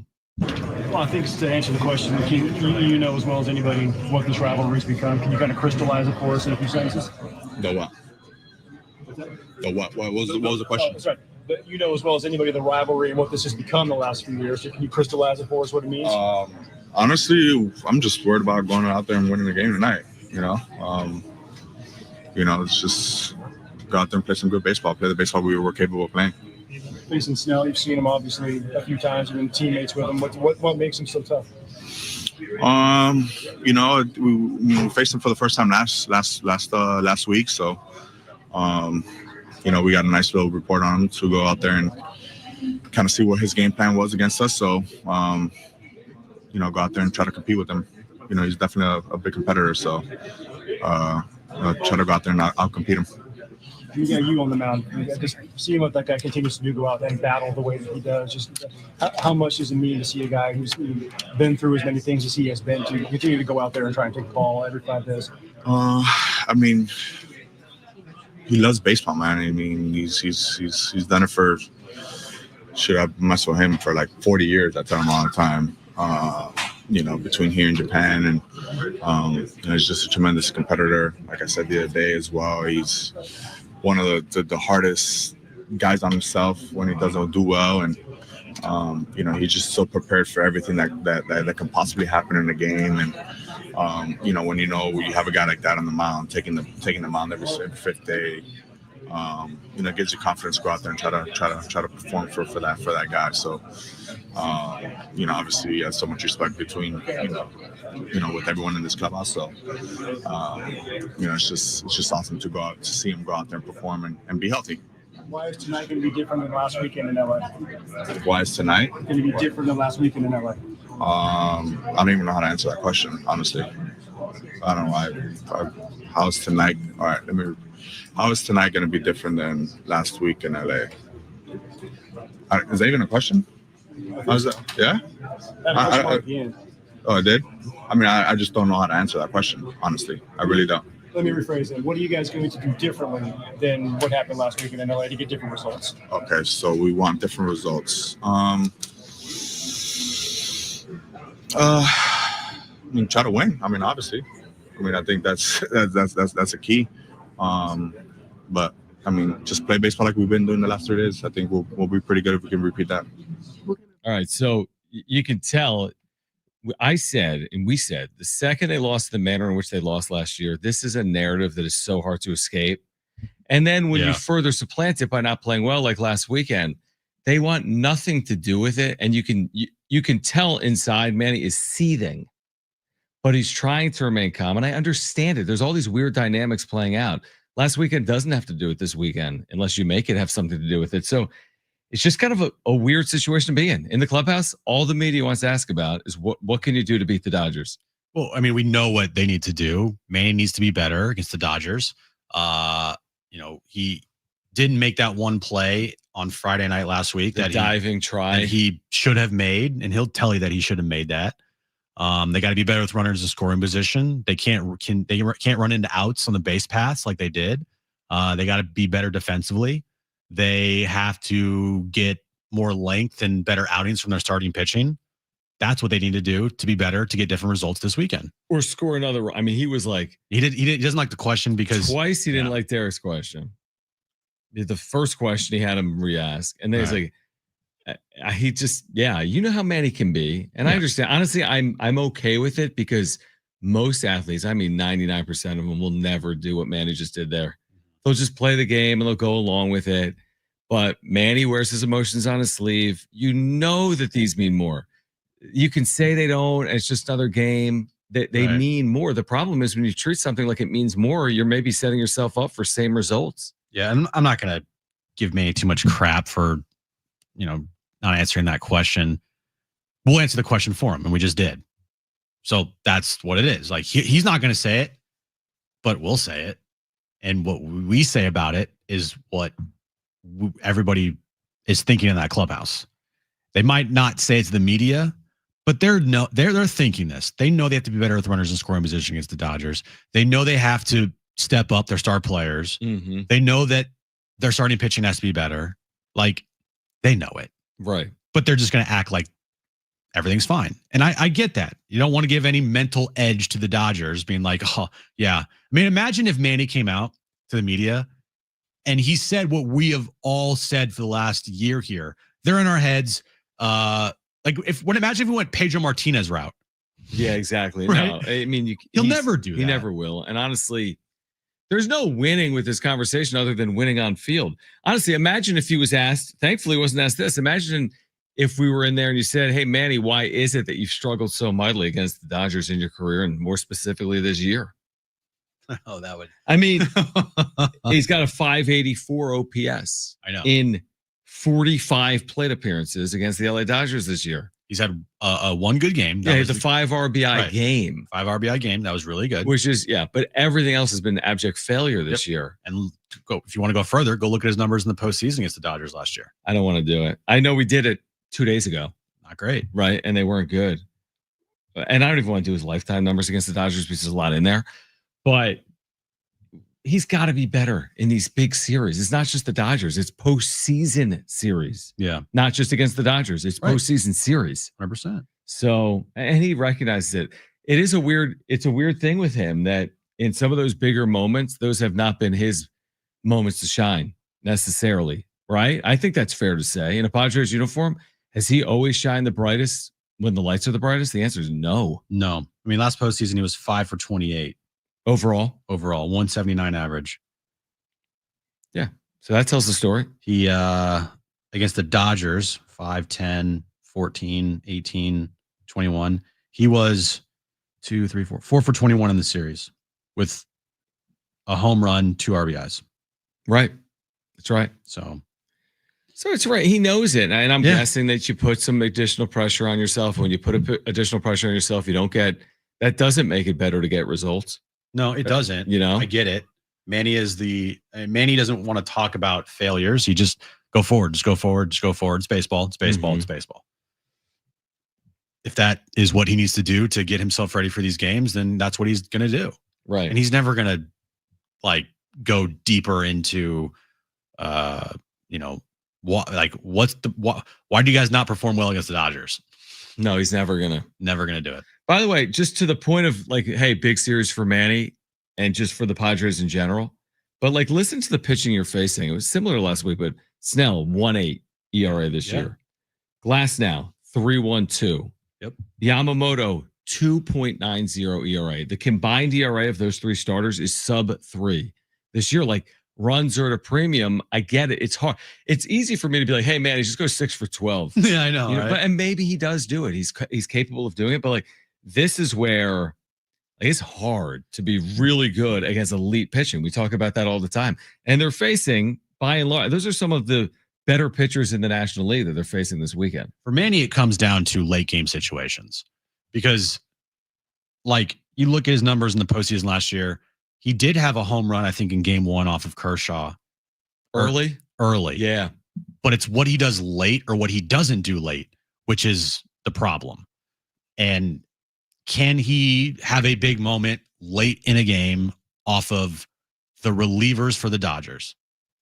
That's kind of what you're looking for. He's had moments where he'll hit a 2-run homer in the first inning off of somebody. That's great. I'm not saying it's not, but would I rather have him hit a 2-run homer in the 8th inning to give the Padres the lead or tie the game up? I'd rather have that than a first inning 2-run homer. Yeah, and honestly, if there's going to be a time where you can hit the Dodgers bullpen, this hasn't been their best bullpen in franchise history. Yeah, the way it's played out this year. So maybe he does capitalize at some point moving forward. Why don't we hear from Mike Shildt on the other side, the Padres manager with the media? What will he have to say about game 1 of this series? Also, an update on Jackson Merrill coming up from Mike Shildt. We will get to the wrap as well coming up, and Kevin Acee will join us live at 5 p.m. We are here until 6. Got you covered for Padres and Dodgers again. Game 1 tonight at Petco Park. This is Jon and Jim, San Diego Sports 760, and live on the iHeartRadio app.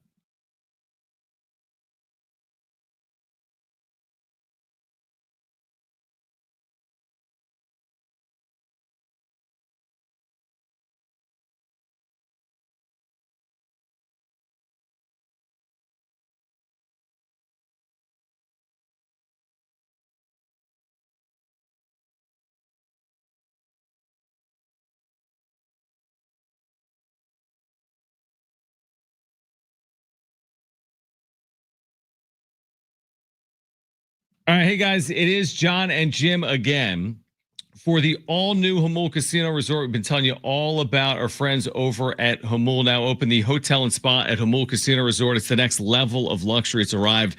Treat yourself to a stunning new stay, rooftop relaxation, indulgent spa treatments, and all the thrills of Jamul Casino Resort. Now all in one unforgettable destination. And now open is Jamul 23 with endless dining. Every day, savor San Diego's ultimate dining experience at Jamul 23, from their world-famous lobster brunch served every morning to their VIP endless dining experience each evening. Indulgent chef-curated specialties, fresh seafood, prime cuts, and decadent desserts, all with stunning panoramic views. You can catch all the sports action this weekend at Tony Gwynn Sports Pub. It's the ultimate sports showdown. You can catch the Padres live, plus great food at Tony Gwynn Sports Pub, where fandom meets fantastic at the all-new Jamul Casino Resort, the Players Place.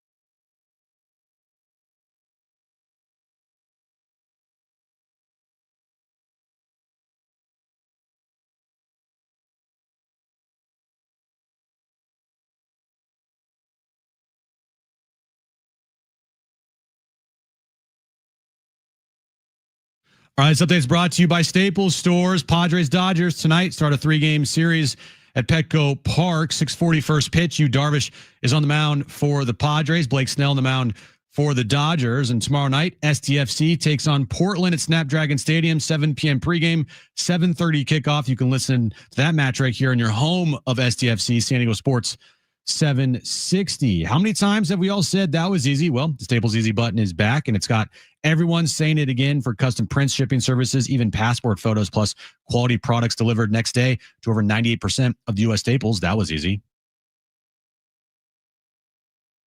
It's another Padres Dodgers weekend. This time in our house, Petco will be rocking all weekend, and we get you all ready for the series. Tonight, Blake Snell returns to America's finest city versus... Now we get inside the matchup with all the analysis and breakdown live from the San Diego Sports 760 studios with Jon and Jim.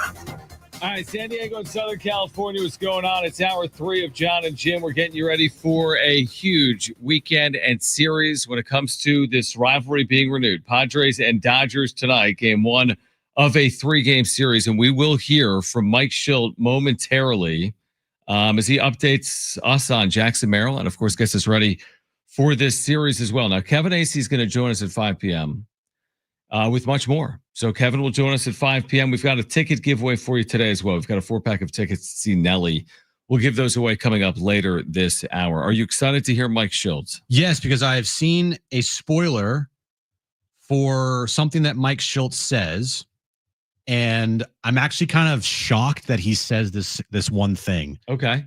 Like I'm shocked that he says this one thing that we're going to hear coming up next. All right, so I'm very curious. So this starts with Mike Shildt being asked for an injury update on Jackson Merrill.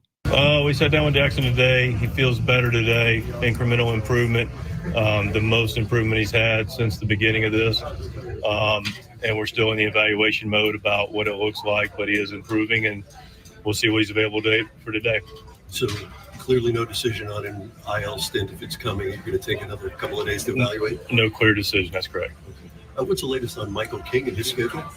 Michael's going to throw a simulated game here on Sunday, and then based on that, we'll evaluate what happens next.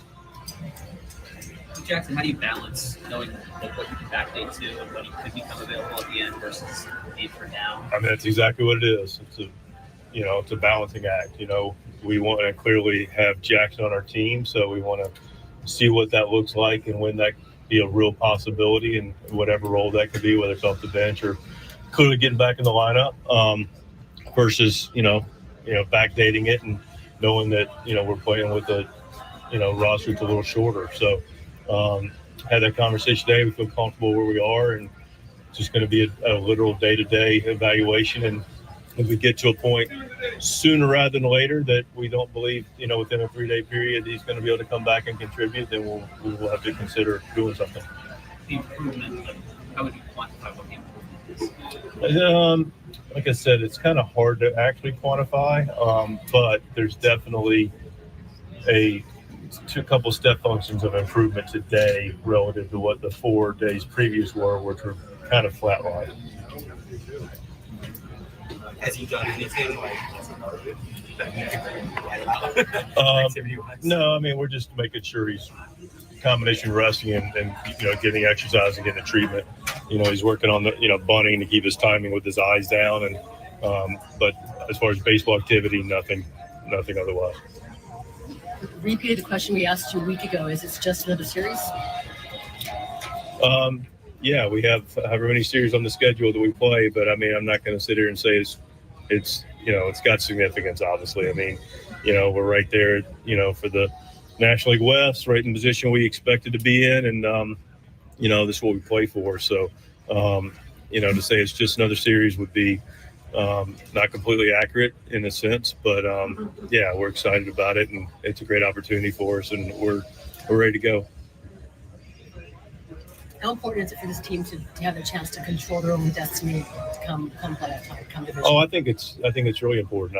Listen, that's what we talk about from spring training into the season, and it's what we can do and what we can control, and our expectations for our team, and people have the expectations, understandably, externally, but internally, our expectations are to win this division and take care of business every single day. So that's what we look to do. So did you catch that? Did Mike Shildt actually break character and say that this matters? I think he did. He broke character. It's okay to be honest sometimes and not BS around the corner. Like, this is a big series. You can acknowledge it. Mm-hmm. And I think that was step one last week that went sideways is that he wouldn't acknowledge that it was a big series. Marty asked the same question to him last week at Dodger Stadium, and he beat around the bush and said it's just another series. Right. I remember that. And then now he's acknowledging, you know what? You're right. It is a big series. This is not just another series. You're right, Marty. Yeah, I mean, and the way it's they like, went about it thank last you. time. Yeah, and it didn't work last time. And this goes back to my point earlier where their lineups didn't work last time. So why would you keep going down the same path? You just face Blake Snell and you didn't have success against him. Why wouldn't you switch it up? You just played the Dodgers. You pretended like it was any other series, but in actuality, it isn't. And by the way, what's wrong maybe with elevating this series and this opponent and putting them on a pedestal and seeing if that elevates you? If you say this isn't the Pirates at home, it's not. And that's okay. Not every series has to be treated like, well, it's the most important game because it's the game in front of us. Give me a break. Yeah. Give me a break. I mean, the Dodgers aren't treating their season like that. They've been able to get up for these Padres series, clearly. I'm talking about LA. Hopefully the Padres get up for the Dodgers and treat it like it really matters. Stop wrapping your mind in circles to pretend like something is out there that it's a big deal. So make it a big deal and take advantage of it being a big deal. You know, I'm probably going to once again feel like Lucy pulling the football out. Do it. But Mike Shildt actually acknowledging the fact that this is a big series and it's not just another series, it makes me feel a little better about them going into this 3-game set against the Dodgers. Because you're right. Don't try to water this thing down. No. This is not the Pirates. This is not the Rockies. This isn't even the Giants, right? Mm-hmm. This is a big series because you are chasing the Dodgers. They are your rivals, all right? And vice versa. So treat it as such. This is a big series for both teams, not just the Padres. So don't try to poo-poo this thing to make it feel like it's not as big as it really is. You know what? I think Manny tried to poo-poo it. I think he did, yeah. But again, I think what he's doing is he's playing mind games with himself. That's what I feel like is happening with the Padres. They're trying to pretend like it's not a big deal, but it's actually a big deal. So stop with the song and dance. Well, Mike Shildt didn't. He actually acknowledged I know, and it. I give him credit for it, but it's August 20, whatever. Yeah. Like you could have done this to start the year. Stop. He's like, I have to acknowledge it now. There's no other choice. You should have started the year by being like, what happened last year is kind of where we start this year. Like that was a big deal. The way we lost our year last year was a big deal. We're going to try to overcome what happened last year. And hopefully they will, but I'm with you. I think that was a step in the right direction. Like admitting you have a problem is the first step in realizing you have a problem. Admitting this is a big series is the first step in maybe getting over that hump against the Dodgers. But then Manny's getting into like semantics with Derek Togerson, but whatever. That's neither here nor there. It's whatever. Exactly. But I do agree that it's a step in the right direction. Now, I don't want to walk down, like you and I are both walking down the same path. We're like, we don't want to get ahead of ourselves. We don't want to get ahead of ourselves. We need to see it with our own 2 eyes. And by the end of this show at 6 p.m., we're going to be like, they're winning this series, man. Like, you got to be. I'm still cautious heading into the series. I'm still cautious heading into the series. And it just, when you add in the division race to the conversation, along with the fact that these teams have history against each other and there's a rivalry there and there's a strong dislike between the two organizations, that's when it makes what Mike Shildt said there refreshing, because this is not just, oh, we don't like those guys. It's a big series. No, it's we don't like those guys. And oh, by the way, we're trying to win a division and they're in our way. So because of that, that's why it's also a massive series for us. Now it just makes it even bigger because of the history we have, but if it were, say, swap out the Dodgers for the Rockies and the Rockies were a game up on you in the division, it's a big series because of that.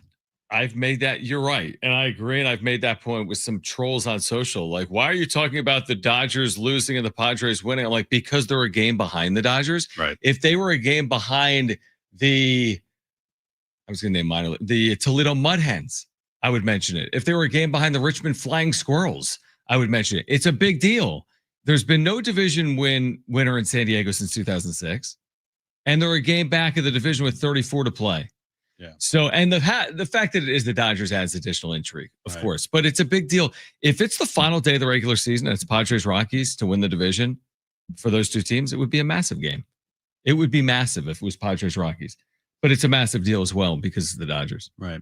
So, listen, What Mike Shildt said today, actually, that is not just surprising, it's shocking. I'm actually very surprised he said that. Yeah. Like Marty asked him the exact same question. You heard the question there from Marty. Like, I asked you last week, I'll ask you again. What do you think? Kind of give him like a second chance. Right. Because last week he just poo-pooed it.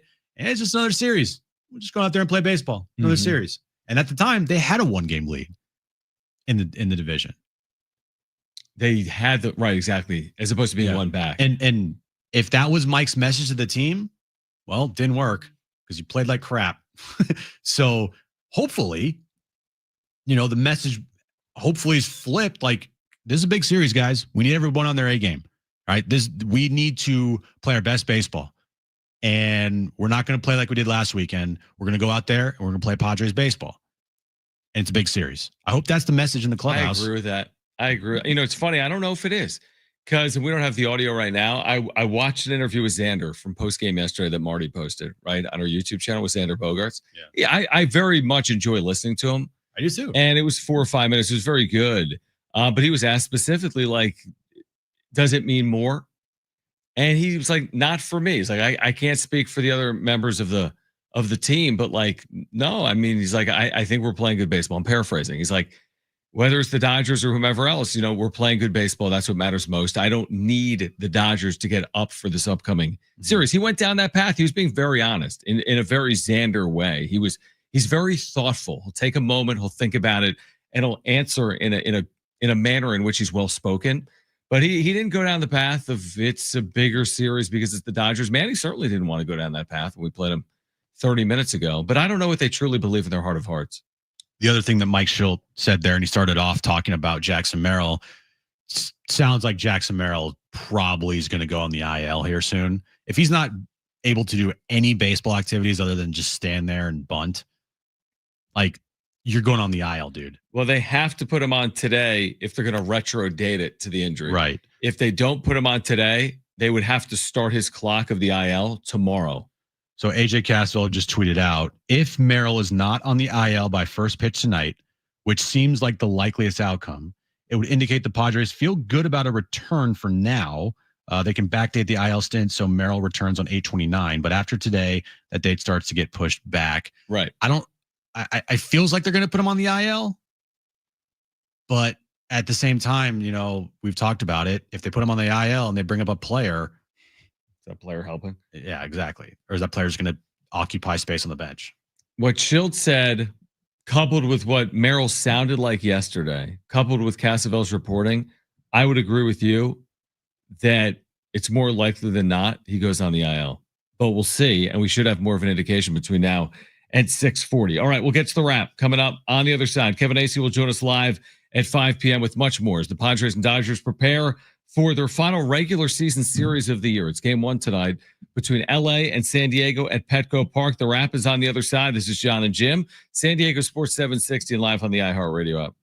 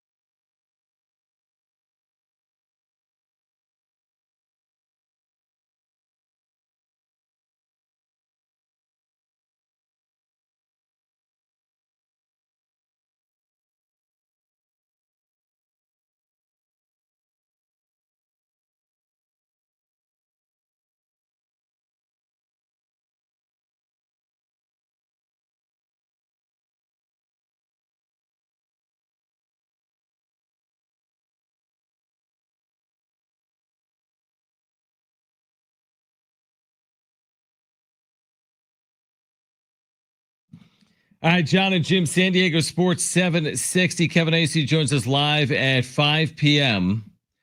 with more on tonight and this weekend. Padres, Dodgers, final time in the regular season. All right, so here until 6 p.m. we have those Nelly tickets to give away. We'll do that coming up later this hour. And right now, let's get to this.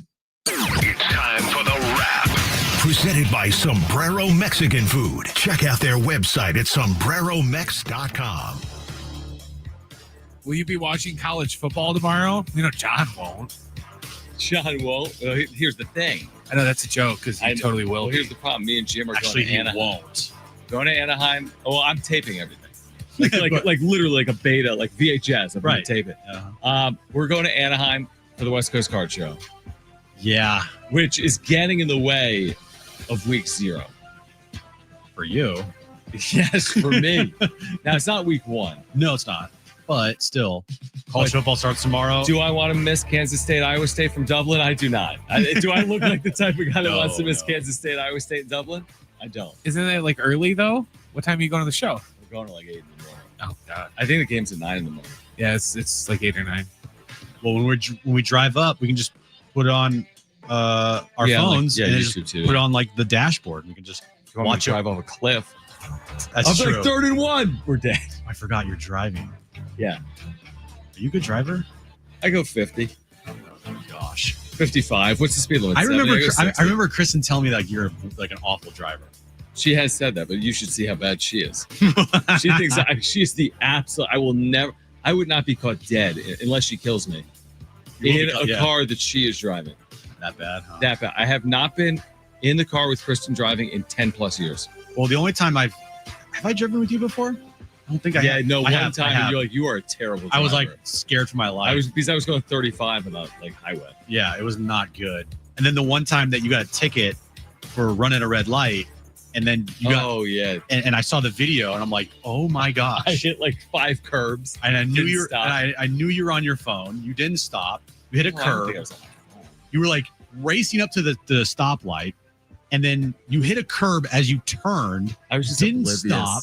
You're right. It was bad. It was very bad. What was the question? I'll be watching college football. Yes. Certainly when I get home, the first thing I do when I get back, Hawaii, Stanford from the islands on CBS. I'll be watching. Padres Dodgers at 5:15. Hawaii, Stanford's before then. Will we be back before then?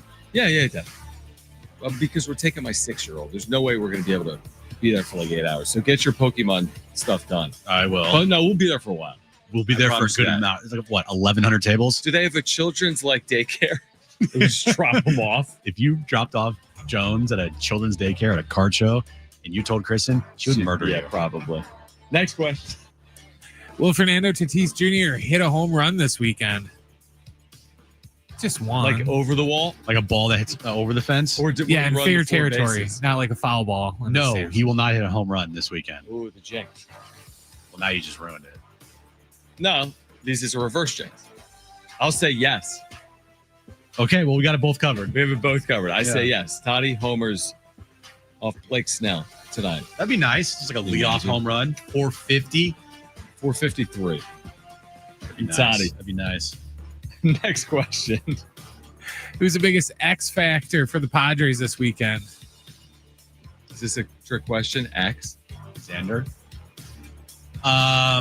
I'll go with Manny Machado. I like that. I just have a good series. I feel like if he has a good series, you're going to give yourself a really good chance to win. You go with Manny. I'll tell you who I'm going to go with. Mike Shildt. Oh. Mike Shildt. Okay. Play to win the game. You play to win the game. Because in close games, you'll be under the microscope. Make the right calls. Make the right decisions. Bullpen, whatever else. Lineups, whatever else. Mike Shildt, you're under a microscope here this weekend. Make yourself look good. Next question. Is tomorrow a must-win game for San Diego FC versus Portland? All right, so tomorrow night, there are 12 different scenarios for STFC to clinch a playoff berth. 12. There is only one that I care about. Win and in. Win and in. Are they draw and in? Win or draw and in. Win or draw and in. Win or draw or in. Sorry. Win or draw and in. Or I don't want to read all of these because there's like a million. And there's so many here. But the easiest path is just win or draw and you're in. Right. So, yeah, tomorrow's a massive game for STFC to clinch a playoff berth on August 22nd as an expansion team with 7 matches remaining is ridiculous. And by ridiculous, I mean like unheard of. It's amazing. But here's the other thing. They are tied for the most points in the league in Major League Soccer. Yeah. And if you win the points title, it's the Supporters Shield, right? A significant accomplishment, a huge accomplishment. So the wins are so important right now. They have 52 points. Cincinnati has 52 points. Philadelphia has 51.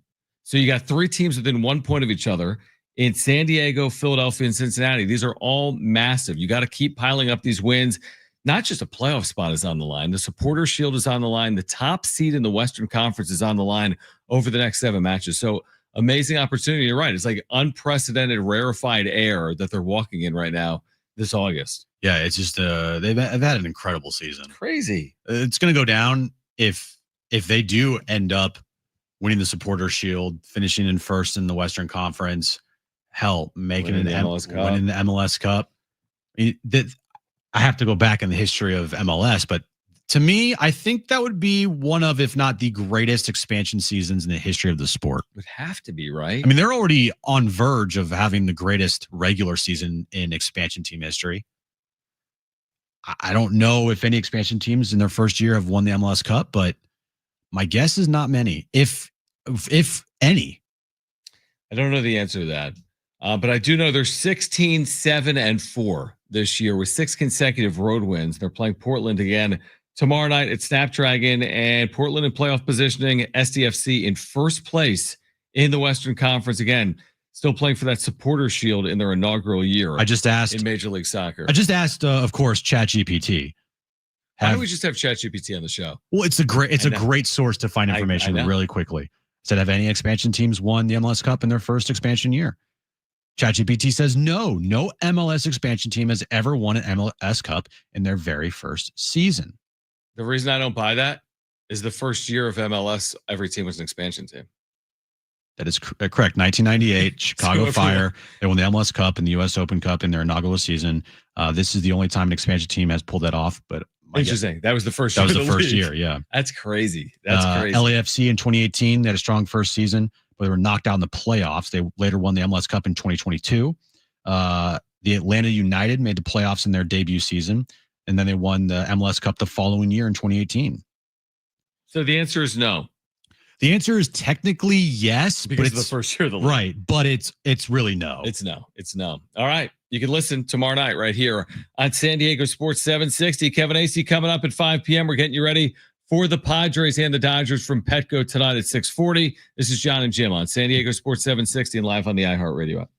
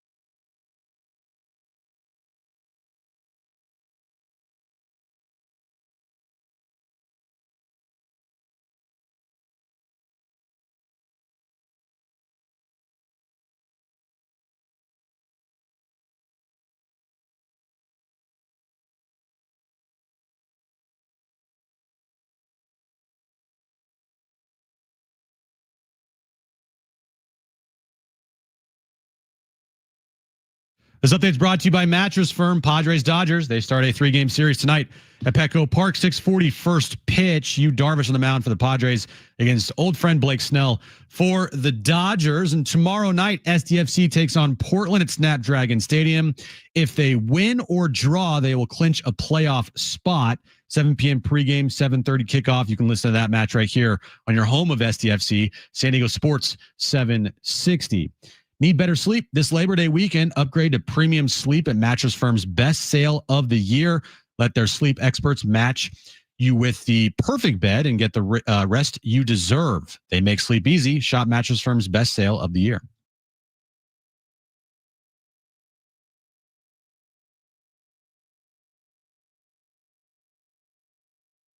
All right, Jon and Jim.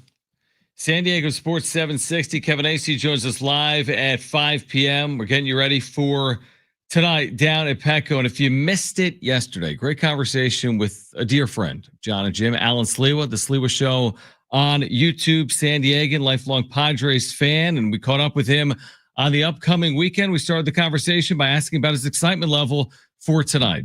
Yeah, well, I appreciate you guys having me on. I think it's always, at this point of the year, just seeing how the Padres have matched up against the Dodgers, obviously so deflating last weekend in LA, losing all three. It's just, you can't walk in, I think, to a matchup against the Dodgers feeling really good about anything. Now, go win a game on Friday. I do agree, Jon, that it kind of sets the tone of what does it mean for the rest of the weekend? I have a difficult time saying, hey, take 2 or 3. I have a difficult time saying, you can walk away from this series tied with the Dodgers in the division. Like, it's so tough to think about what Monday holds. Just, can you win a game against the Dodgers? Can you just take one on Friday? Can you, by the time you get to Sunday, put yourself in a position where you got a shot to win the series against them? So, optimistic, I don't know how you can be optimistic about it, to be honest with you. And I don't want to make it sound like I've tried, which I don't do a very good job of this, of not making a big deal about Dodgers and the Padres. It's really difficult to do. But what are the Dodgers now? I want to 8-2, I want to say. It's either 8-2 or 7-3, whatever it is. But they've obviously clearly dominated the Padres through the first 10 games. You got to see something to make you feel good about something, and we just haven't seen that yet this year. Manny Machado, he's not played well against the Dodgers this year or in the postseason last year. I'm not going to say it's the end-all, be-all if he doesn't have a good series again against the Dodgers this weekend, but at some point you'd like to see Manny show up, have a pretty big series against the Dodgers, right? I feel like this weekend, hey, you're not going to have a chance to play them again until probably the NLCS with how things are shaping out. If neither of those teams get a 2 seed, this kind of feels like, is this got to be a big series for Manny here?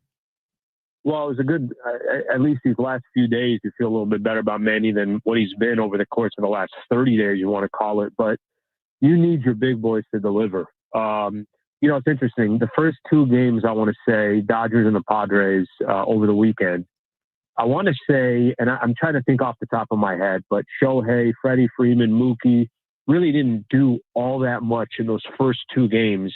And it's kind of like, well, they're going to eventually, the big boys are going to eventually come through, and they came through on Sunday. Freeman hits the 2-run homer, obviously, or a 3-run homer. Mookie did what he did. You need the same thing from your guys with the Padres. And I think the Manny piece of it is big. The one thing that I just, you're at Dodger Stadium, and obviously the reaction that Dodger fans have towards Manny. Does that get into his head a little bit? You're here in San Diego, and it's not just the Manny thing, but everybody feels a little bit of, there is a little added pressure. And are you trying to do too much? I think maybe in life it's like, well, if I just try harder, I don't know how much that would help any of these players from a baseball perspective. It almost seems like in baseball, the harder you try to, the more you're pressing, the more it's going to hurt you. But yeah, listen, man, you got so many guys since the trade deadline that have done such a great job, but I still kind of go back to the same thing. It's like your guys that are getting paid the most money and are asked to be your franchise players. If they don't come through for you, you're going to have problems. You're going to have issues. And I think Manny's no different than some of these other players on the team that obviously they need to come through. Alan Sliwa with us. I think it's a really good point on, just these big pieces to the puzzle. I mean, how do you win without the big pieces contributing, specifically in the postseason? You mentioned the deadline additions. I think we had you on actually the day after the deadline. What has been your reaction to putting this puzzle, so to speak, together, and how some of these pieces like Ramon Laureano, Ryan O'Hearn, Freddie Fermin, Mason Miller, how they fit into the overall body of work? I think my, mentality with the Padres before the deadline, there was a lot of just get to the playoffs. Anything can happen. Maybe you can go on one of those runs like the Nationals did or Diamondbacks get into the World Series, but you don't want to depend on that. I think after the trade deadline, and I think as we sit here today, it's like, no, offense is clearly better. The lineup is much deeper. You feel much more confident about guys at the bottom of the order than you ever did. Even guys like Gavin Sheets. Okay, maybe he's not going to get as many at-bats, but now when he does get in the lineup, he's still a little bit dangerous. Or Iglesias can be dangerous, but they're not dependent on a day in, day out basis. So the team is clearly better. And I agree with you guys. I was listening to you guys, not just today, but just in general. I do agree that there are expectations now, especially just how close you are to potentially winning the division or just being in the mix here the final 30 days or so. The expectations are different now. I think if whatever your expectations were before the season started and where, Padre fans sit today, I think it's different for everybody. Obviously, Preller went all in. You can't go any more all in than he did. So now you have, expectations that come with it. And these next 3 days aren't going to determine the world, but it would be nice to get a little bit of momentum against a team that has clearly been the class of baseball for a handful of years. Alan, what's the, biggest concern that you have with this Padres team in the remaining 30-ish games leading into the postseason? Yeah, I don't think it's talked about enough. Or maybe it is. Maybe I don't feel like it's talked about enough. Starting pitching scares me. I think the starters, I'm not sure what any of these guys, Pavetta's been phenomenal all year long. Give him a ton of credit. But do you know what a Dylan Cease outing is going to be on a night in, night out series? Or, every time that he gets the ball? Do you know what? I just was listening to you guys talking a little bit about Darvish and in his 8 starts so far this year, and 2 of them you could say were good, and the other 6 just not getting the job done. My concern is the starting pitching, and you've heard Shildt talk a lot about how you just don't want to use. Obviously he wants to be very strategic with the bullpen. It is probably the class of all baseball when it comes to a bullpen, but you still need starters to shove, and you still need guys to give you some good innings. So how much are you going to rely on JP Sears? How much are you going to rely on some of these other arms? To me, the starting pitching is, I understand why they did what they did at the trade deadline, but they also, gave up some arms that were dependable for them that could have got them through the rest of the regular season. And I think to me, that's what worries me. Alan Flewa with us right now on Jon and Jim. I'm just curious, Alan, coming off last year, right? The disappointment in the postseason. Did you expect the Padres to be in this exact, they almost, you could argue, I guess, are better position than they were a year ago at this time, because the Dodgers have come back to earth, so to speak. Last year, Dodgers still won that division by 5 or 6 games. I think they won 98 games. It'll be very hard for them to win 98. So I guess the question is, are you surprised that the Padres, just a year after the disappointment, might arguably be better positioned than they were when they appeared to be pretty darn well positioned last year? Yeah, I am surprised. I think, for all San Diegans, you know how many cracks you're going to get at this, and you don't know. I know the baseball's different than when it was, growing up, and obviously they make it to the World Series in '98, and just the way the baseball landscape is, it's completely different. So in today's game, you got a shot, which I think is smart from Major League Baseball to just give so many more cities an opportunity to have some hope going into September. But I think for a few reasons, I wasn't coming into the season. There was this, I just didn't have a great feeling about it. I really thought just by getting into one of those wild card spots, you would feel like, hey, Preller, the crew, here they are again. They're showing their face again. It would be 4 out of 6 years that they make the playoffs. I am surprised at the position they're in, but listen, they've also, and this isn't a conversation of don't give up the farm, because I do think what they're doing, and I think San Diego's repaying them by saying, give us a product that we can be proud of, and we'll come out here and support. I think I saw the numbers you guys were mentioning about potentially $3.4 million at I think by the end of the season, whatever the case is. But they did give up the farm. So the expectations do change because you've given up your future in order to contend today. And I don't think there's many San Diegans that go against that theory. But because they did, the expectations changed as we sit here today. There is no, I think just looking at their positioning now, if they don't win the division, there will be some disappointment. If they do end up the 5th seed and they're on the road in a wild card, there would be some disappointment. Now, what you do in the postseason is more important, but I think they've at least put themselves in a position where they can do some real damage between now and the end of the regular season and give themselves a shot. What do you make of Fernando Tatis Jr.'s season? I think it's safe to say we all want to see, and I've heard people kind of mix this. It's like, yeah, he doesn't have the power, but, he's still hitting the ball hard. I think of Tatis 3-4 years ago, and I think of how basically San Diego is like, we got our guy. We got the face of this city in Fernando Tatis Jr. And I think there are times, he's really, really effective in a game. And it's because of a stolen base. It's because his play in right field. It's because he's able to maybe stretch from first to third just by sheer instincts. And that single, he sees it fall and he gets to third base and Padres end up scoring a run. It could change kind of the complexion of a game. But, there's also a piece of Tatis where, again, it kind of reminds me a little bit of the Manny side of things.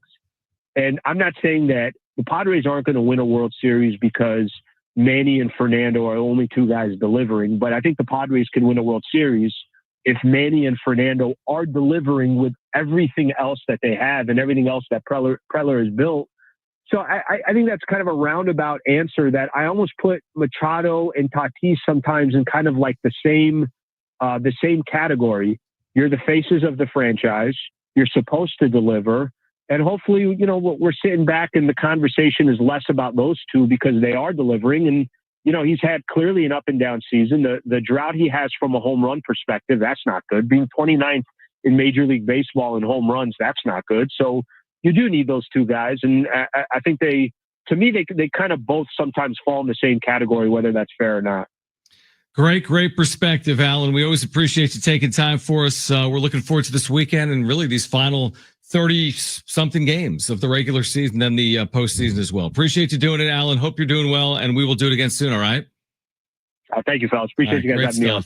All right, on the other side, we are going to be giving away a 4-pack of tickets to see Nelly with Ja Rule next Wednesday night, August 27th, at the North Island Credit Union Amphitheater. Kevin Acee joins us live at 5 p.m., plus Jim has a bone to pick with ESPN. And we will explain on the other side. This is Jon and Jim, San Diego Sports 760, and live on the iHeartRadio app.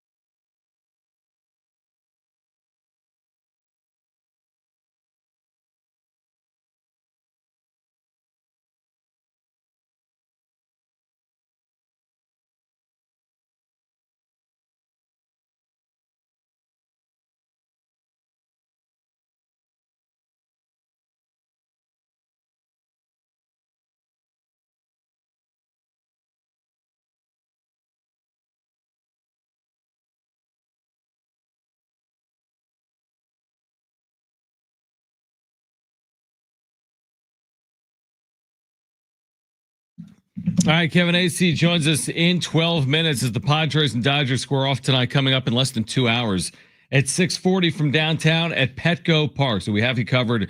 We're here until 6 p.m. We touched on this earlier in the week. ESPN has already released its brand new product. It is called ESPN. Oh, wow. And the way they're taglining it is ESPN all in one place. It's their direct-to-consumer product that they're charging a pretty significant monthly fee for. I think it's $29.99. Yeah, and that's if you don't have like YouTube TV or direct to consumer. Correct. Right. So you can have nothing else. You can just buy this. You get all the ESPN properties. You can watch all the games on ESPN, all their program. Yep. So they've marketed the hell out of it. Of course, it's a massive venture. It's honestly, they have billions of dollars on the line. They have all these rights deals coming in. They've got to sell this WWE, baseball, and cable. The reason NFL, cable numbers are coming down, so they want direct to consumer numbers going up. Because as they lose cable subscribers, they need the $29.99 a month from everyone that doesn't have cable. So they're pushing this product, and they've run into some snags as they market this to the masses. So yesterday, SportsCenter on X. Okay. Tweeted out all the icons, all the moments, all of ESPN, all in one place. And it's like a big mural painting of sports stars. Yeah, sports figures, talking heads, et cetera, et cetera. Okay. This thing got ratioed to the point where they deleted the tweet. And I'll tell you why. ESPN deleted the tweet. SportsCenter deleted the tweet. Right. So it got ratioed because of this simple fact. The people and everybody that they put on this mural, it's a joke. And I say it from this standpoint. They have probably, I don't know, upwards of 50 different people on this little mural that they posted on social media, maybe more, right? They have 3 baseball players on it. They have Ohtani, they have Acuna, and they got Aaron Judge. So out of their 50 plus athletes, only 3 are Major League Baseball players. Remember the guy in the Michael Jordan Last Dance documentary? The usher? When he did like the shrug? The security usher guy? Yeah, they have that guy on here. But only 3 baseball players. But only 3 baseball players. They have Brian Windhorst doing his, why would they do that on here? They have the WNBA like halftime women crew on here. They have 10 WNBA players. And most people can name 10? only 2 of them. They have who's the quarterback for Michigan that hasn't had a snap yet? Bryce Underwood? They have Bryce Underwood on here. They have Arch Manning on here. They have a bunch of random tennis players that you've never heard of. It's Bryce Underwood. They don't even have the rights to the Big Ten. They have they got Travis Hunter, who hasn't played a single down in the NFL yet, on here. They got Peyton Manning and Eli Manning on here. Here's where it they went have haywire. Mina Kimes with her dog on here. But here's where it went haywire before you continue. They're trying to say that they have the things that you covet as a sports fan that go just beyond the athlete. Hence Brian Windhorst. Hence the 30 for 30s. But it's not explained well. Like having the character in the Jordan documentary, it doesn't really make any sense. I just think I think it's a good idea that completely backfired. They're trying to say we have the personalities and the programming and the stars that you need, but I feel like they went haywire in the execution of it. Yeah, this thing went so sideways. Right. How many NFL like stars though? Like, do they have like Mahomes and they have Mahomes, Josh Allen? They got Mahomes in the corner over here. Lamar Jackson. They got Lamar. Okay. They got. I mean, they got some of that. They got the NFL. In the left hand corner here, they got Justin Jefferson, Josh Allen, Joe Burrow, like Barkley or someone like that. Lamar. They got Barkley. They got Jokic. But where it went sideways is they have 10 WNBA players, 3 baseball players, and like the halftime crew for like the WNBA. And then they have a quarterback that hasn't had 1 snap in college football yet. They have, like, honestly, you could ask me to guess. I have 100 guesses. I have no idea who this person is. Looks like a tennis player. I have no idea who that is. It definitely looks like a tennis player. No idea. So anyway, so this tweet went out yesterday. Yamal is on here. Soccer player. Okay. So they had this tweet out yesterday, and it got ratioed so hard that they deleted it. When ESPN deletes something, that's a bad sign. Right. So again, like the marketing for it, awful. And it makes you wonder, like, this is what the Padres are going to now, or at least this is who's going to control the Padres is ESPN. ESPN could give two you-know-whats about baseball. That's a separate conversation. I know, because but the still, Padres thing is just taking down in mud and putting them on the ESPN platform. True. They're not. It has nothing to do with Sports Center or Scott Van Pelt or programming. One of the biggest omissions on this is there's no Scotty Scheffler. There's no golfer. There's not one single. There might be. That guy that looks like a tennis player might be a golfer. We don't know. He's not a golfer. They have no golfers on there. But here's the problem, dude. Cooper Flag on there. This wasn't supposed to be a top. The problem is it's not like a top 100 list. No, it's not. Some random graphic. But what people are upset about, and I agree, is that the random graphic is like too random. Not only is it too random, it's promoting. People are afraid because they think that this is what ESPN's going to try to promote down everyone's throats. Look, I think the WNBA with Caitlin Clark has been wildly successful, and the ratings have gone up. But sometimes people don't want that shoved down their throat. Can you name the 10 WNBA players in the mural? I can name Angel Reese, Paige Beckers, Caitlin Clark, Sabrina Ionescu. They have, what's her name? She plays for the Sparks. She's like Cameron Brink. Yeah, she has played like what, 2 games in her career? I don't know. And she's been injured, and she's a model. Like she's better at being a model than she is a WNBA player. Brent just said, ouch, back there. Man, you're just going, wow. They have Asia Wilson. So the answer is you basically can.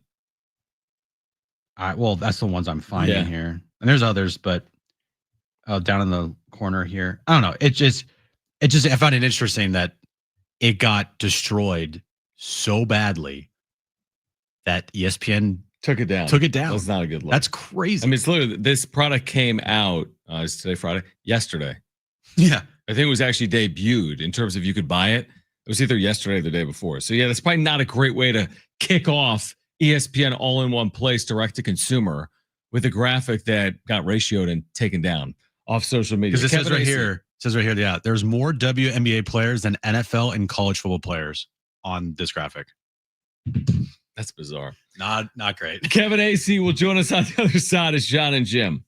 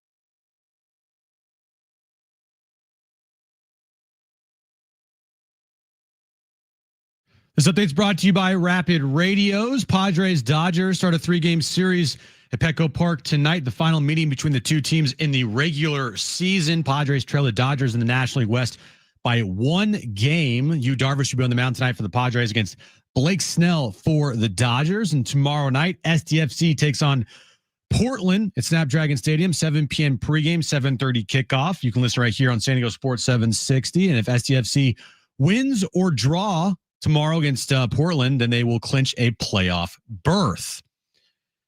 Rapid Radios are instant push-to-talk walkie-talkies offering national LTE coverage and no subscription ever. Business owners can keep in touch with up to 200 staff members at one time. Go to rapidradios.com now for up to 60% off and free shipping.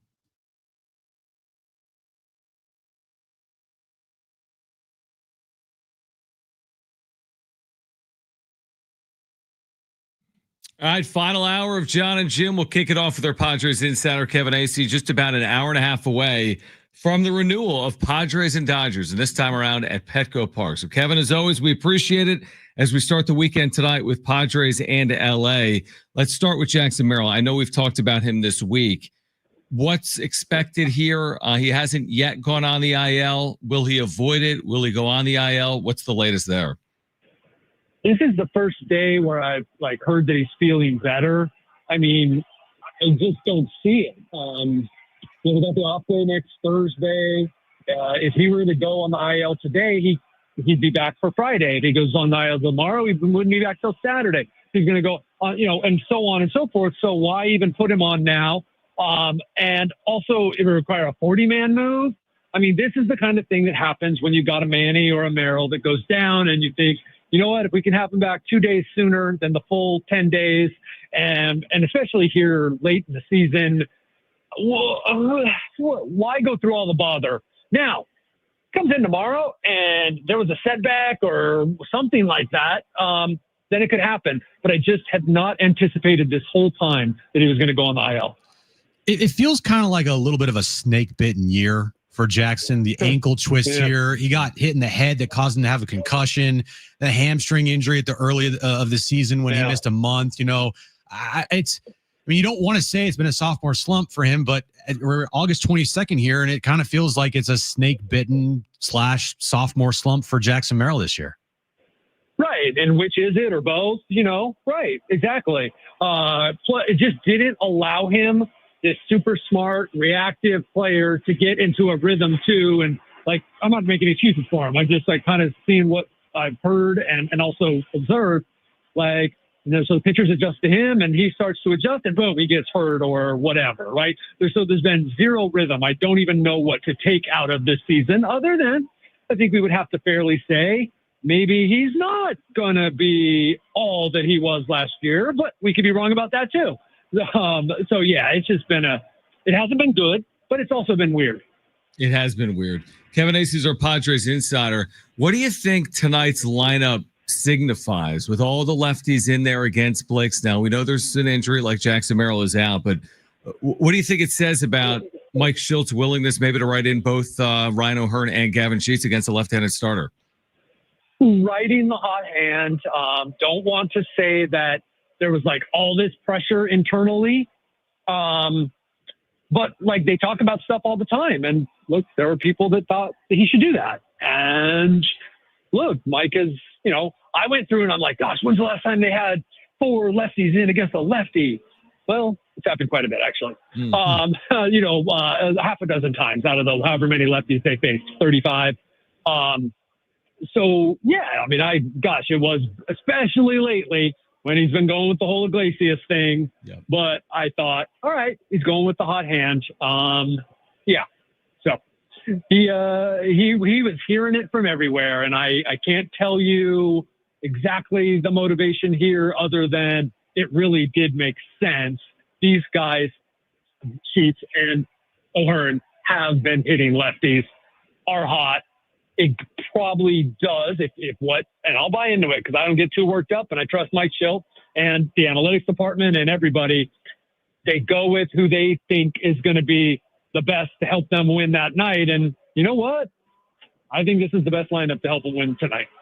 And pregame, we heard Mike Shildt speak to the media. He kind of had an omission that I was surprised with, which is he said this is a big series and it's not just another series in August here. That mindset going into this series of, look, it's a big one. We're chasing down the Dodgers.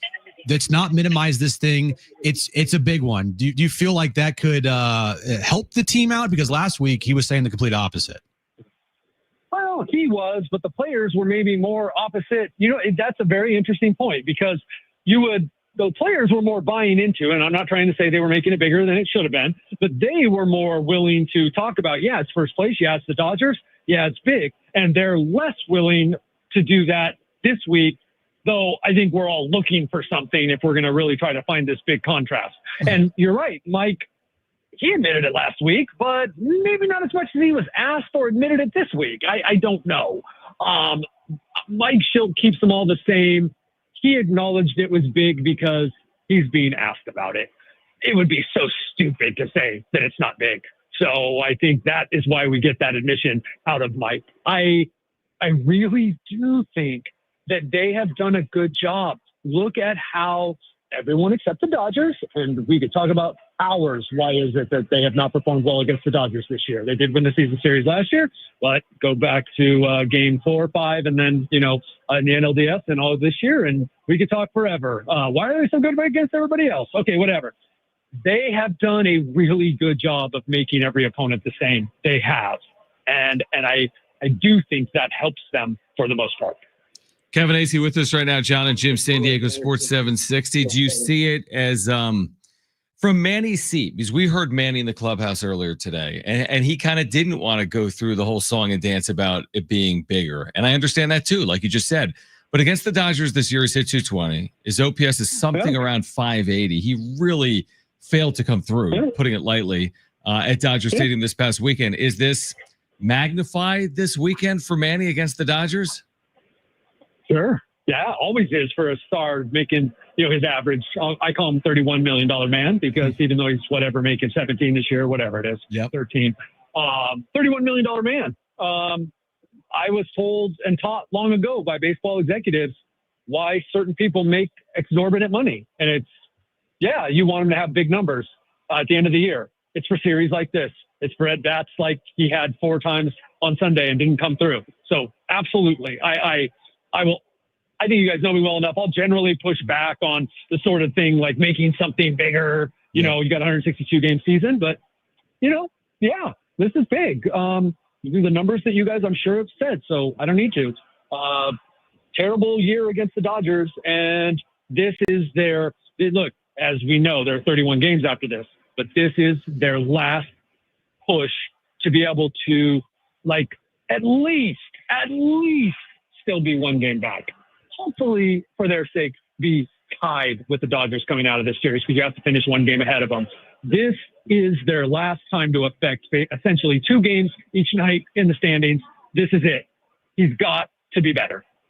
Not to say that they still couldn't win the division, even if they lost 2 or 3, but it feels like 2 or 3 kind of has to happen here for them to feel like they can win the division. Because after this, like you said, both teams played a really soft schedule. So you're going to be banking on, now you could get hot, but you're also banking on the Dodgers to lose against bad teams as well. So it's feels kind of like 2 or 3 has to be the outcome this weekend for the Padres, does it not? Sure. I think we could say 2 or 3 should be what all of us are shooting for, what they're shooting for, however you want. Yeah. Does it need to, has to?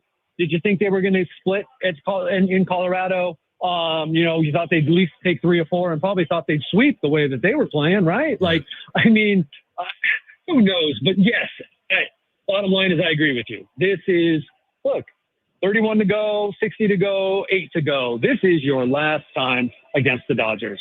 You're at home. You're killing it at home psychologically. And look, I don't want to, I'm almost mad at myself for even mentioning that because whatever, both teams could be really different in, 31 games from the end of the series. But yeah, I think it's big, man. I do.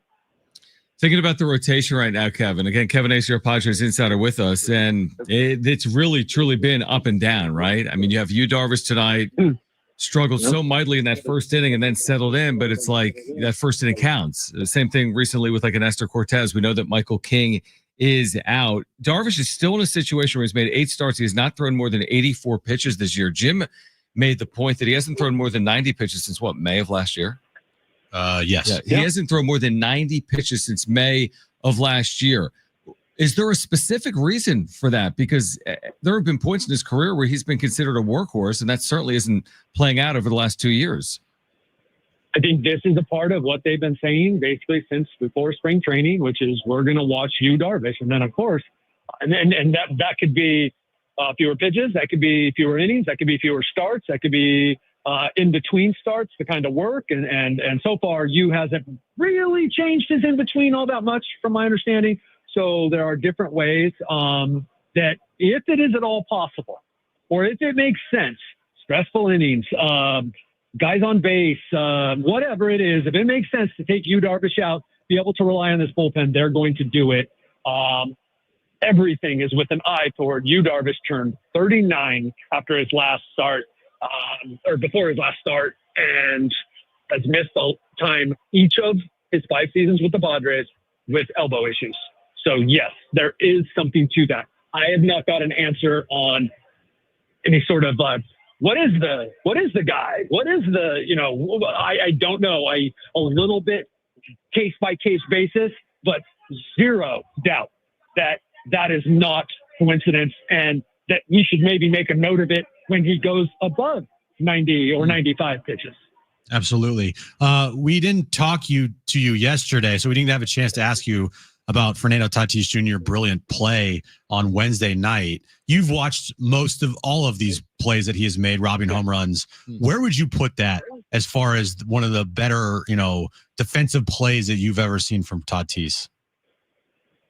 I put it below the other one he made that was similar, because it was more like dunking from a standing still position, the catch, and I thought he went further over the wall. But this is a mere mortal judging someone who can do things that, we can't even dream about. So I thought, it was obviously just a fantastic catch. There was the one, and what has it all been in the last 3 weeks that he's, or something like that, or maybe a month and a half, like he's robbed these. There was one, just the second of the 3 that he's done, where he barely ran, had to stop and jump and make a very similar, but I thought more difficult catch. And I thought that's going to be hard to top. That was just absolutely for what, going up and making the Trent Grisham kind of play, the Jackson Merrill kind of play, the Michael Harris 2 kind of play, athleticism, timing, just that what we think of as the robbing catch, right? The kid in Oakland. There's some really good outfielders out there, but the ability that Tatis has to basically roll out of bed, walk out to the right field wall, jump up and rob a homer, that's amazing. And it's the first thing I thought of was your article back in 2021. You'll probably remember this. And the picture of the article is Tatis in right field in shorts, in a t-shirt, making a play at the wall. And you said Tatis continues to work towards move to the outfield for the Padres. It's like that play that he was practicing there has happened now 4 or 5 times over the last 4 years. It's kind of incredible.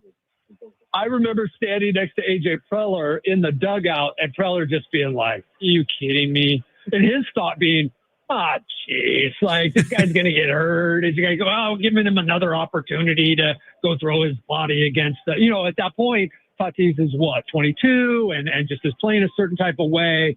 And I totally remember that day. That was absolutely, that was when Toddy was Toddy too, right? Not to give you, Jim, another reason to talk about Tatis not being Tatis anymore. But that was also when we just expected that every time he showed up at the ballpark, we were going to see something insane. Which is funny. And that was it. And I remember that. He's done a really good job to become this guy, right? He had a weird ass play. I don't know what kind of ghost he heard out there yesterday with Laureano in center field, and then he completely tried to make up for it. I felt like on the next play by charging too hard, and it stands out now. This guy knows how to play outfield. So those were 2 weird plays back to back. He has become a legit outfielder, and I remember when and 23, sorry, he's got me excited because I'm just like amazed at what kind of athlete he is. I remember in 23 when he was taking all these circuitous routes to the ball, but catching them every time.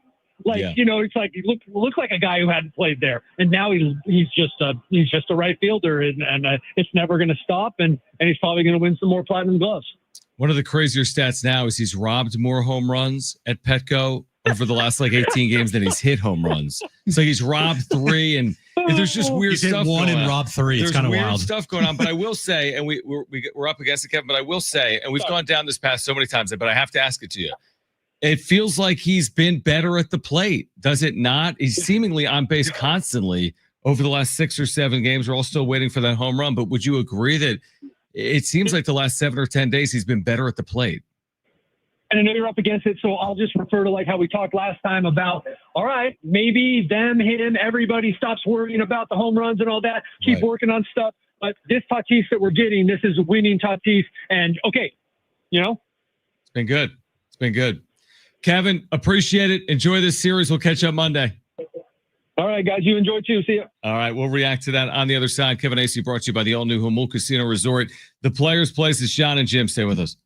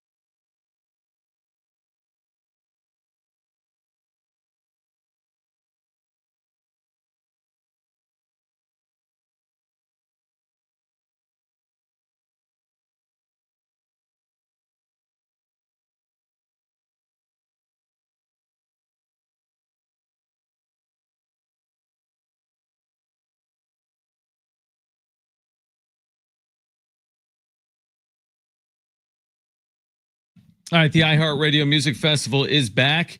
Live performances by Bryan Adams, Mariah Carey, and more September 19th and 20th in Vegas. 2 nights, 1 stage.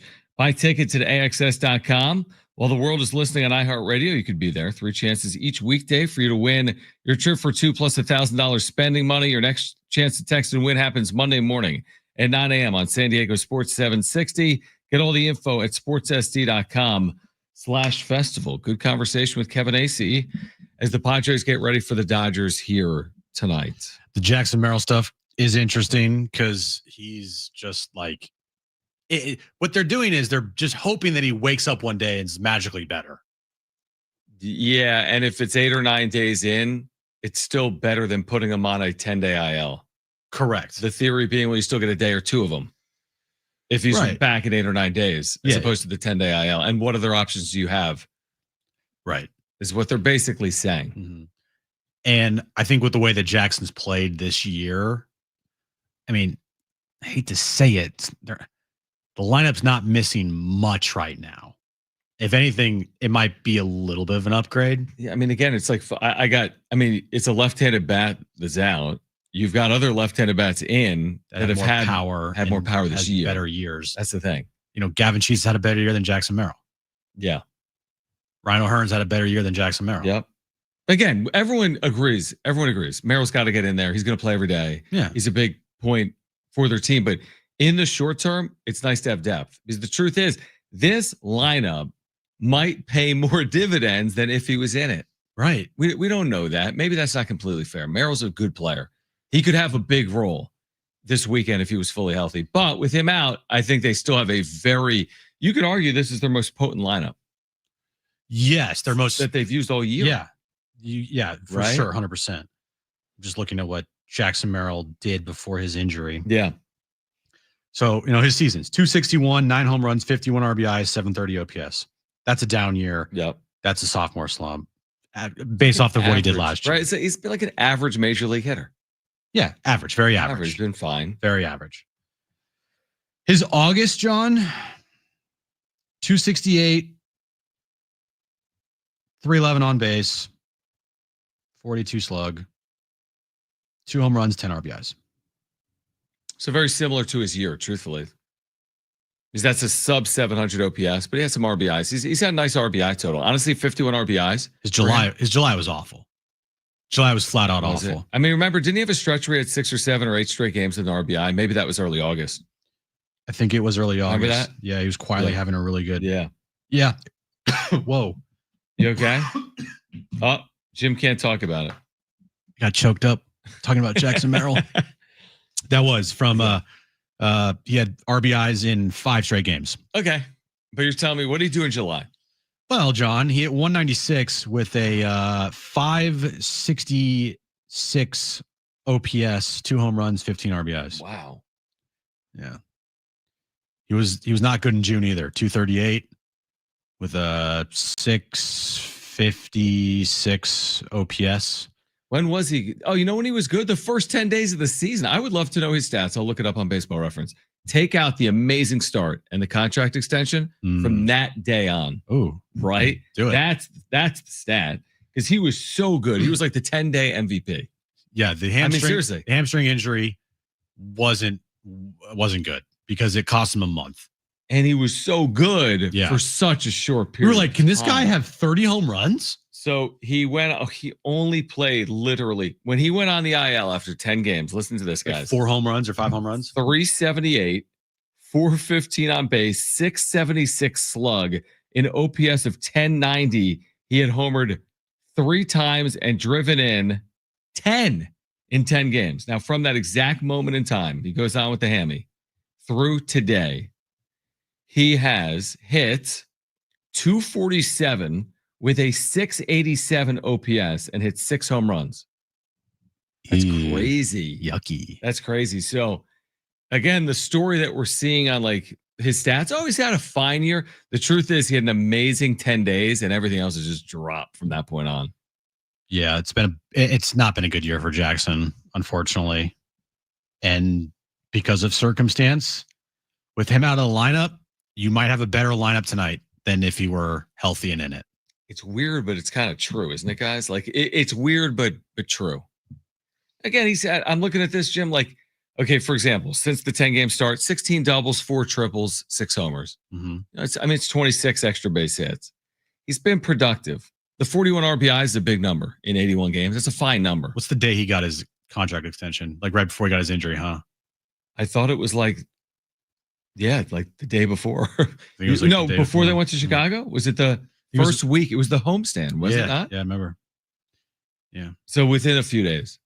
Gavin Sheets has had a much better season. 17 home runs, 58 RBI, 760 OPS. His last 7 games, he's hitting .412. His slugging percentage, John, in his last 7 games, get this, 941 slug. That's what happens when you have a 2 home run game. That is true. And you don't play every day. Correct. That's how you get a 1,000 slug, not OPS, but slug. But he has had significantly more pop than Jackson Merrill this year. So from the left-hand side, this might be a better lineup. You know, we've talked a lot about Luis Arise. That's been the whole talking point. Luis Arise. Maybe actually it should be talking about with Jackson Merrill instead. Well, here's my question. What does Merrill do against left-handed pitching? First of all, he will never platoon. No. Okay. As a young player here, he will never, ever, ever platoon.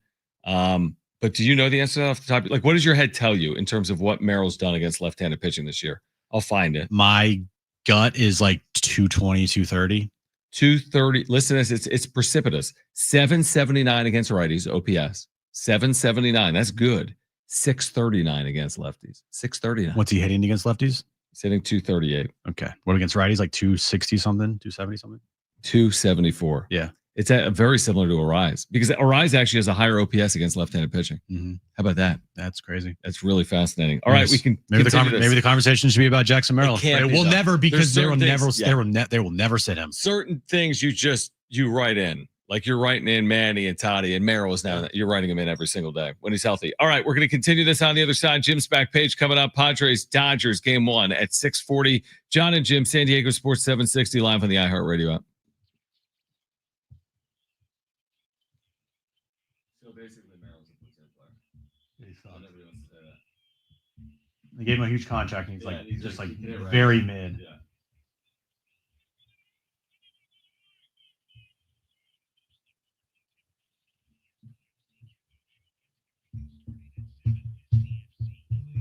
This is going to be a high view show, right? But it's not that. Right? That's so crazy.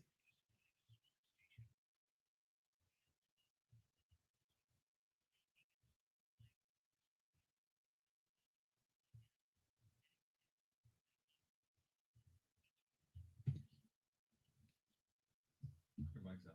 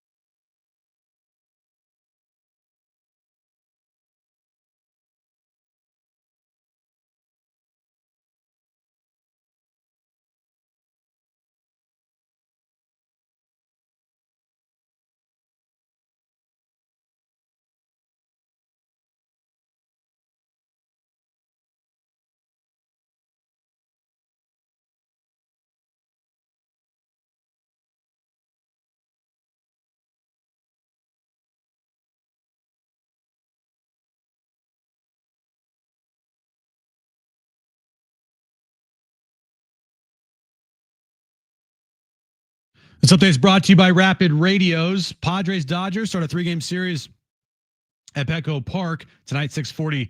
First pitch, Yu Darvish on the mound for the Padres against Blake Snell for the Dodgers. Of course, the Padres trail the Dodgers in the National League West by 1 game. And tomorrow night, SDFC takes on Portland. If they win or they end the game in a draw, SDFC will clinch a playoff berth. Kickoffs at 7:30. Our pregame starts at 7 p.m. right here on San Diego Sports 760. Rapid Radio is our instant push-to-talk walkie-talkies offering national LTE coverage and no subscriptions ever. A great alternative to a mobile phone for your kids. For a limited time, go to rapidradios.com now for 60% off and free UPS shipping. Add code radio and get extra 5% off.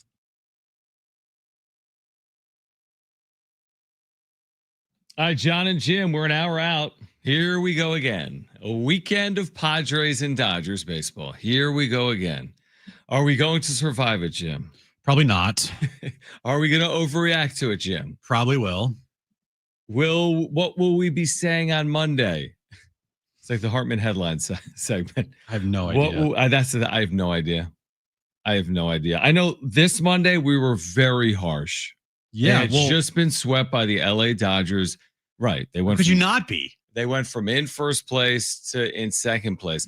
Now 4 days pass, and with the benefit of time, you would have preferred, of course, to win one of those games. But they're right there still. To be honest, they're right there still. They were in better position a week ago, but they're still right there. But listen, I'll be just as harsh come Monday if they lose 2 out of 3. Of course, we're gonna be very critical if they lose 2 out of 3. And guess what? If they win 2 out of 3 or more, I think it'll feel a lot different. So we say that all the time, man. The difference is 1 game. The difference between winning and losing a series is a lot. And that's certainly the case this weekend with the Dodgers here. Because if they won on this past Sunday, they would be tied right now. Right? No, they'd be up. They'd be up. Okay. There was a 2-game swing. That's not right. A 1-game swing. You're right.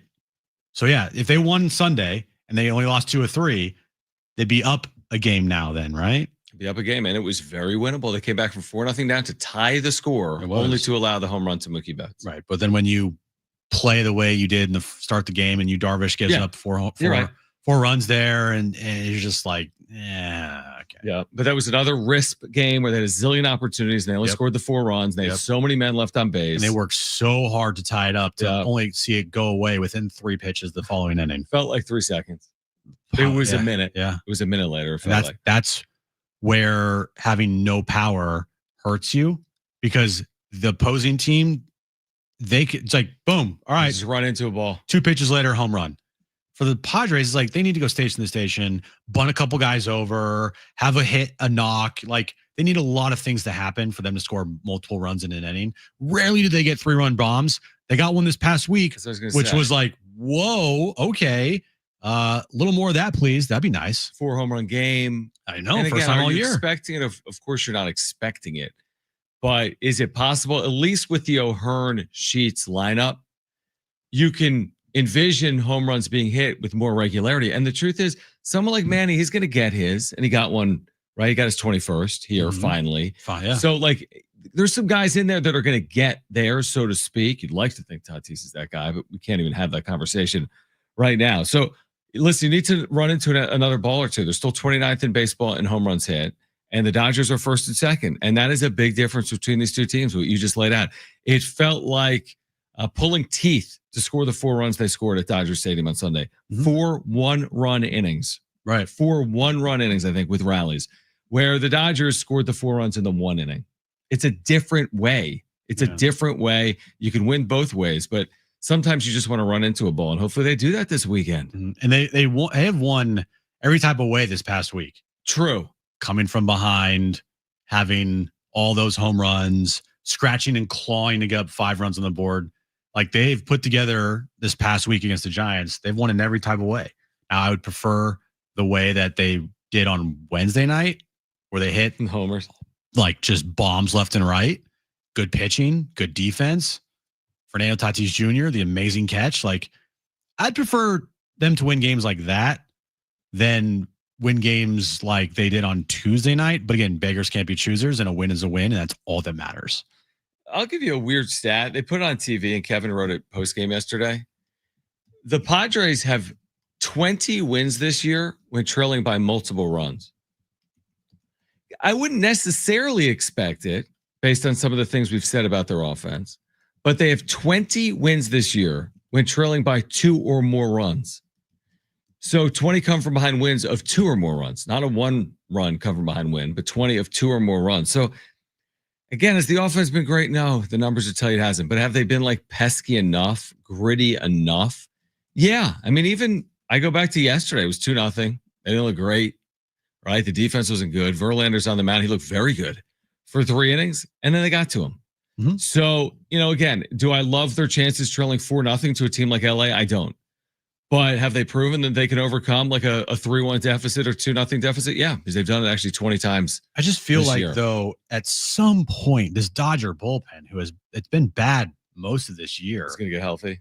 Not only not that, but that the Padres are going to be able to take advantage of it. Oh, interesting. Yeah, it's an interesting point. I mean, they're getting healthy.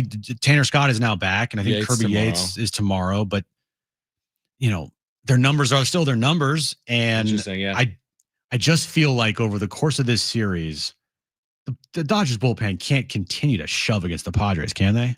It's a really good point because the numbers would bear out that their bullpen is really susceptible, mm-hmm. And that the Padres hopefully are able to do something against it. I would say you're going to have to do something against their bullpen.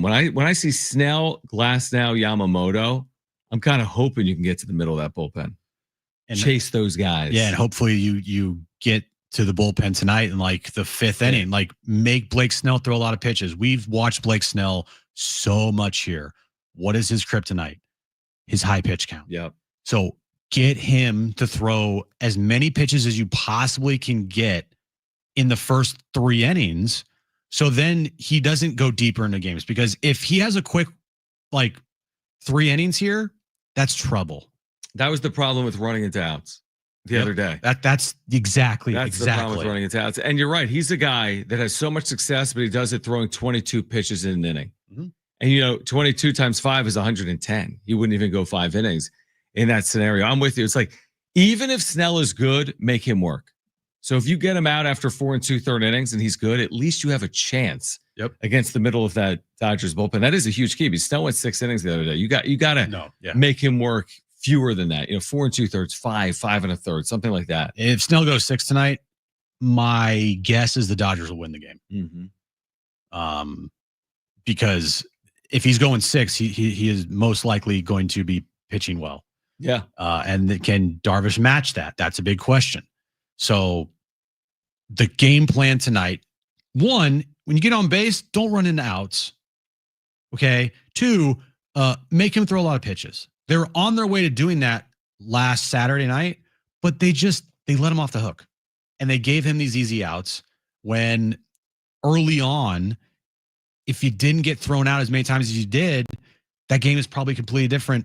Anyway, I don't know if it is, to be honest, because Cease was awful. So maybe it wasn't, but at least it maybe would have given you a better chance.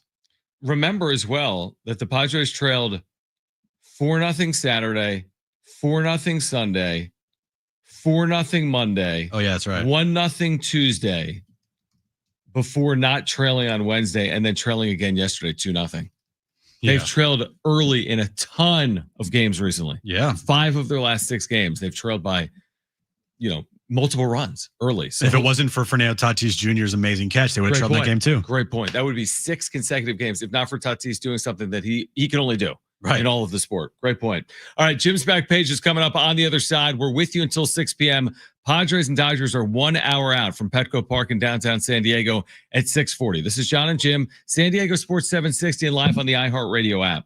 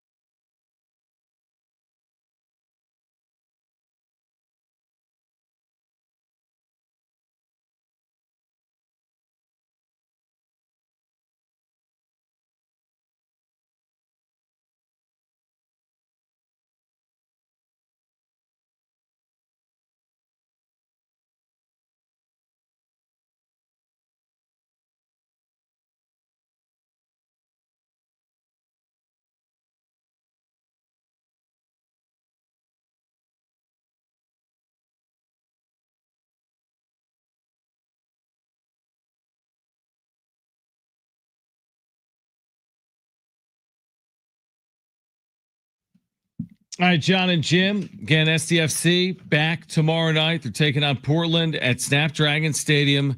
First place in the Western Conference, tied for the most points in Major League Soccer with 52. You can hear the match live tomorrow at 7 right here on San Diego Sports 760. Your home for SDFC. Busy weekend. We got SDFC. We have Padres Dodgers. Next Thursday, San Diego State gets their season underway at Snapdragon Stadium. So busy week coming up. Cannot wait for tonight. Can't wait for tonight. Can't wait for tonight. Can't wait for tomorrow night. SDFC, chance to clinch a playoff berth with 7 matches remaining. That's wild. Yeah. They're the best team in MLS. It's kind of been the most magical season you could possibly imagine for them. No one, I think, ever expected them to be this good this early. And then you have Padres Dodgers before that. 5:10 start? On Saturday? Yeah, so it's Padres Dodgers and then SDFC Portland Timbers 7:30. Yeah, I think that's right. And by the way, to your point on SDFC, not only did no one expect it, MLS.com had them 15th in the Western Conference in their preview. 15th. Had them in last place. Like the day before the season. Right. Had them And in last it's place. like now they're the best team in all of MLS. Yeah, like it's kind of crazy how that works. All right, so again, Padres coming up tonight. We've got a wrap-up show for you following Padres and Dodgers game 1 on YouTube. And right now, let's get to this.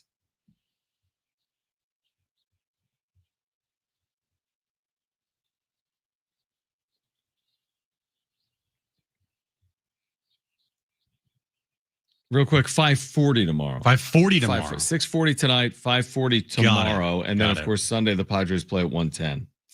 John, you remember the A-team? Yeah, you're talking about like Morahone and Estrada and Suarez. You mean like Mr. T? Yes, there you go. I love that show. Well, the A-team 1984 GMC replica van. Oh, yeah. Has sold in an auction for $41,000. So if you want a car, it's a replica. It's a replica. It works. It's an actual van, but it's a replica of the 1984 GMC Vendura van that the A-team used. And Mr. T's van. Yep, That's sweet. Mr. Yeah, I T's remember van. that. I was a little young for it. Did you watch it on like reruns? No, I never watched it. I was even a little young for it. No, I watched it when it came out. When did it run from? Did A-team run from? I want to push the say late 80s? from no, it was early to mid. Okay. That's why I say Because it would have been because Mr. T was in Rocky 3 and that was 81 and A-team was right after that. So I think it would have started in like 81 or 82. 83 to 87. Yeah. Yep. Dude, I love the A-team. I still watch it. It's on like Pluto TV and reruns and stuff. So did you buy the van, Brent?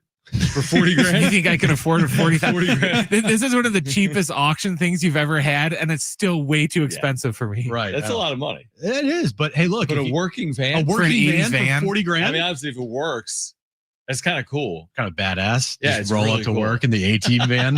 That is cool. Dude, I would just do laps around the Comic-Con convention center. Oh my gosh. Everyone would be like, oh my Yeah. God, it's Mr. T. That is cool. It's BA. Yeah. If you want, you probably could live out of it too. I mean, the whole back That's here huge. is like, it's all taken out. So like you could make it so like you could live in it. Oh, and they had like, what do they call those seats? Those spinning seats. Yeah. Yeah. I know what you're talking about. Yeah, I don't know what that's they're called, but- Sweet. Yeah. Yeah. You get that. Since we're going to a card show, I have to put this on Put it in. the back page. And it's not just some random thing on the back page. This is very significant, John. Very, very significant. So a new number 1 most expensive card is now the dual logo man featuring Michael Jordan and Kobe Bryant. Yes, and I know how much it sold for. It officially will take the throne as the most expensive card in the history of cards Saturday night. Oh, yeah, because it hasn't yet sold, but they're bidding up to maybe $5 or so million. Yeah, so the 2007 Upper Deck Logo Man Autograph 1-of-1 card features a gold NBA logo worn by Michael Jordan during the 96-97 season. Both signed by Kobe and Jordan. It's only graded a PSA 6. But it's the only one. So one- it doesn't it's the matter only as one. much, but it's the only one. As of 2 p.m. today, the bidding reached $7.6 $1.76 million. Wow. Dude, that is insane. So this will be the most expensive trading card ever sold. Any sport, ever. It officially takes over the 2003-04 Upper Deck Collection LeBron James Gold BGS 9 signature card. How much is that? That used to be the top of the list. That sold for $5.2 million in 2021. That's a lot of money, man. This one's going to sell for close to $10 million. It's insane. Tomorrow night. One of one. That's it. And it's a PSA 6. Right. That is weird. That's weird. It's crazy. It's crazy. Did you bid early in that? Did you drop out at like 1.3? Yeah, I've been checking on it during the show. Get those credit cards ready. But yeah. So crazy. There we go. The LeBron James card that I just mentioned, the Auto 10, the 2003-04 collection. It does look like that 5.2 million. That's going to sell recently, or that's going to sell soon here because that's going to be put on the market, and that's scheduled to also break a record for a LeBron James card as well. That sports card market, it's a little scary because everything's just going up, up, up. So are you ready for tomorrow? Right. We are going to the West Coast Card Show in Anaheim. The thing is, I'd be ready if it was me and you, but it's me, you, and drumroll, my 6-year-old son, Jim. Womp, womp, womp. But you can't stop Debbie Downer. No, he's not the downer. Because the problem is he'll be like, Dad, buy this, this, and this. I'll be like, the card is $29,400. If you have $28, that card is $33,000. That box looks cool. It's $14,000, that box of cards. So now my question is, do you have a plan for tomorrow? Because no, I need to expectations. You need to have a plan. Like I have a plan for tomorrow. What's your plan? I have run away from me. Yeah, exactly. I have 6 cards that I'm looking for. And I'm set a budget. What's your budget? 14 grand? $7,000. No, so you're trying to spend maybe a couple $100 on some cards. Correct. Okay. I set a budget. I have 6 cards I'm looking for. Will you be able to find them at this massive card show? I would assume you can. 100%, because they're like newer cards. But does that mean you're going to like play the price game? Like, oh, this one booth has them. I'm making up. This card's $70, and then somewhere else got it for $60. Yes. What I'm looking for is the deals. Like, I know what the price of these cards are. I'm looking to go and find these cards in maybe a bundle. And makes sense. Got to deal with and ask for like, if say you have 3 cards here, and they total $120. Say, hey, we do 100. We'll do 100. Yeah. I think that's good. I think it's a great plan. So, and I have a couple cards I'm going to trade as well. So many people and so much interest. I don't know what kind of deals are there to be had. Like, I'm not looking to go and buy, a PSA 10 card that's worth $2,000. No chance in hell. Either am I. But am I looking to spend a little bit of money? Like, yeah, I am. I mean, life is for living. How many card shows do we go to? Well, we've been going a lot. We've been going to a lot. This thing is like a card show we've been going to on steroids. Oh, it's like the West. It's called the West Coast Card Show for a reason. It's the biggest in the West. So exactly, I'm pumped. I mean, you're going to wake up early by your standards because we're going to get there. I mean, I was up early this morning. Why? I don't know. You've been waking up earlier these days. I have been waking up earlier these days. Yeah. What's early? 7:30, 8. So let me get this straight though, because Erin went away for like 6 days. She comes back Wednesday night, and then Jim is like out all day the first Saturday. Oh, dude, let me just say this. It must have been so cringe when you were like, "Hey, by the way, we're on the couch last night." Oh gosh! And I turned to her and I go, "Hey, just want to remind you, I'm going to the car show Saturday." And she gave me the biggest eye roll ever. Oh my gosh. She goes, "Oh, I forgot." You're only a year into marriage. Do you want to come? Dude, Dude, you can always no, because if she comes, then she can see how much I'm spending on cards. Well, just tell her those. She can just hang out with Jones all day. Oh, she could babysit Jones. She wants to come, but it costs money to get in, right? Who cares? It's true. Yeah, my guess is she's not going to want to come. Kristen's not going. No chance. But yeah, it was not a fun conversation last night. Yeah. That's hilarious. All right. Catch us tonight with the wrap-up show for Brent and Jim. I'm John. Padres Dodgers coming up. This is San Diego Sports 760. Okay, bye. Bye-bye.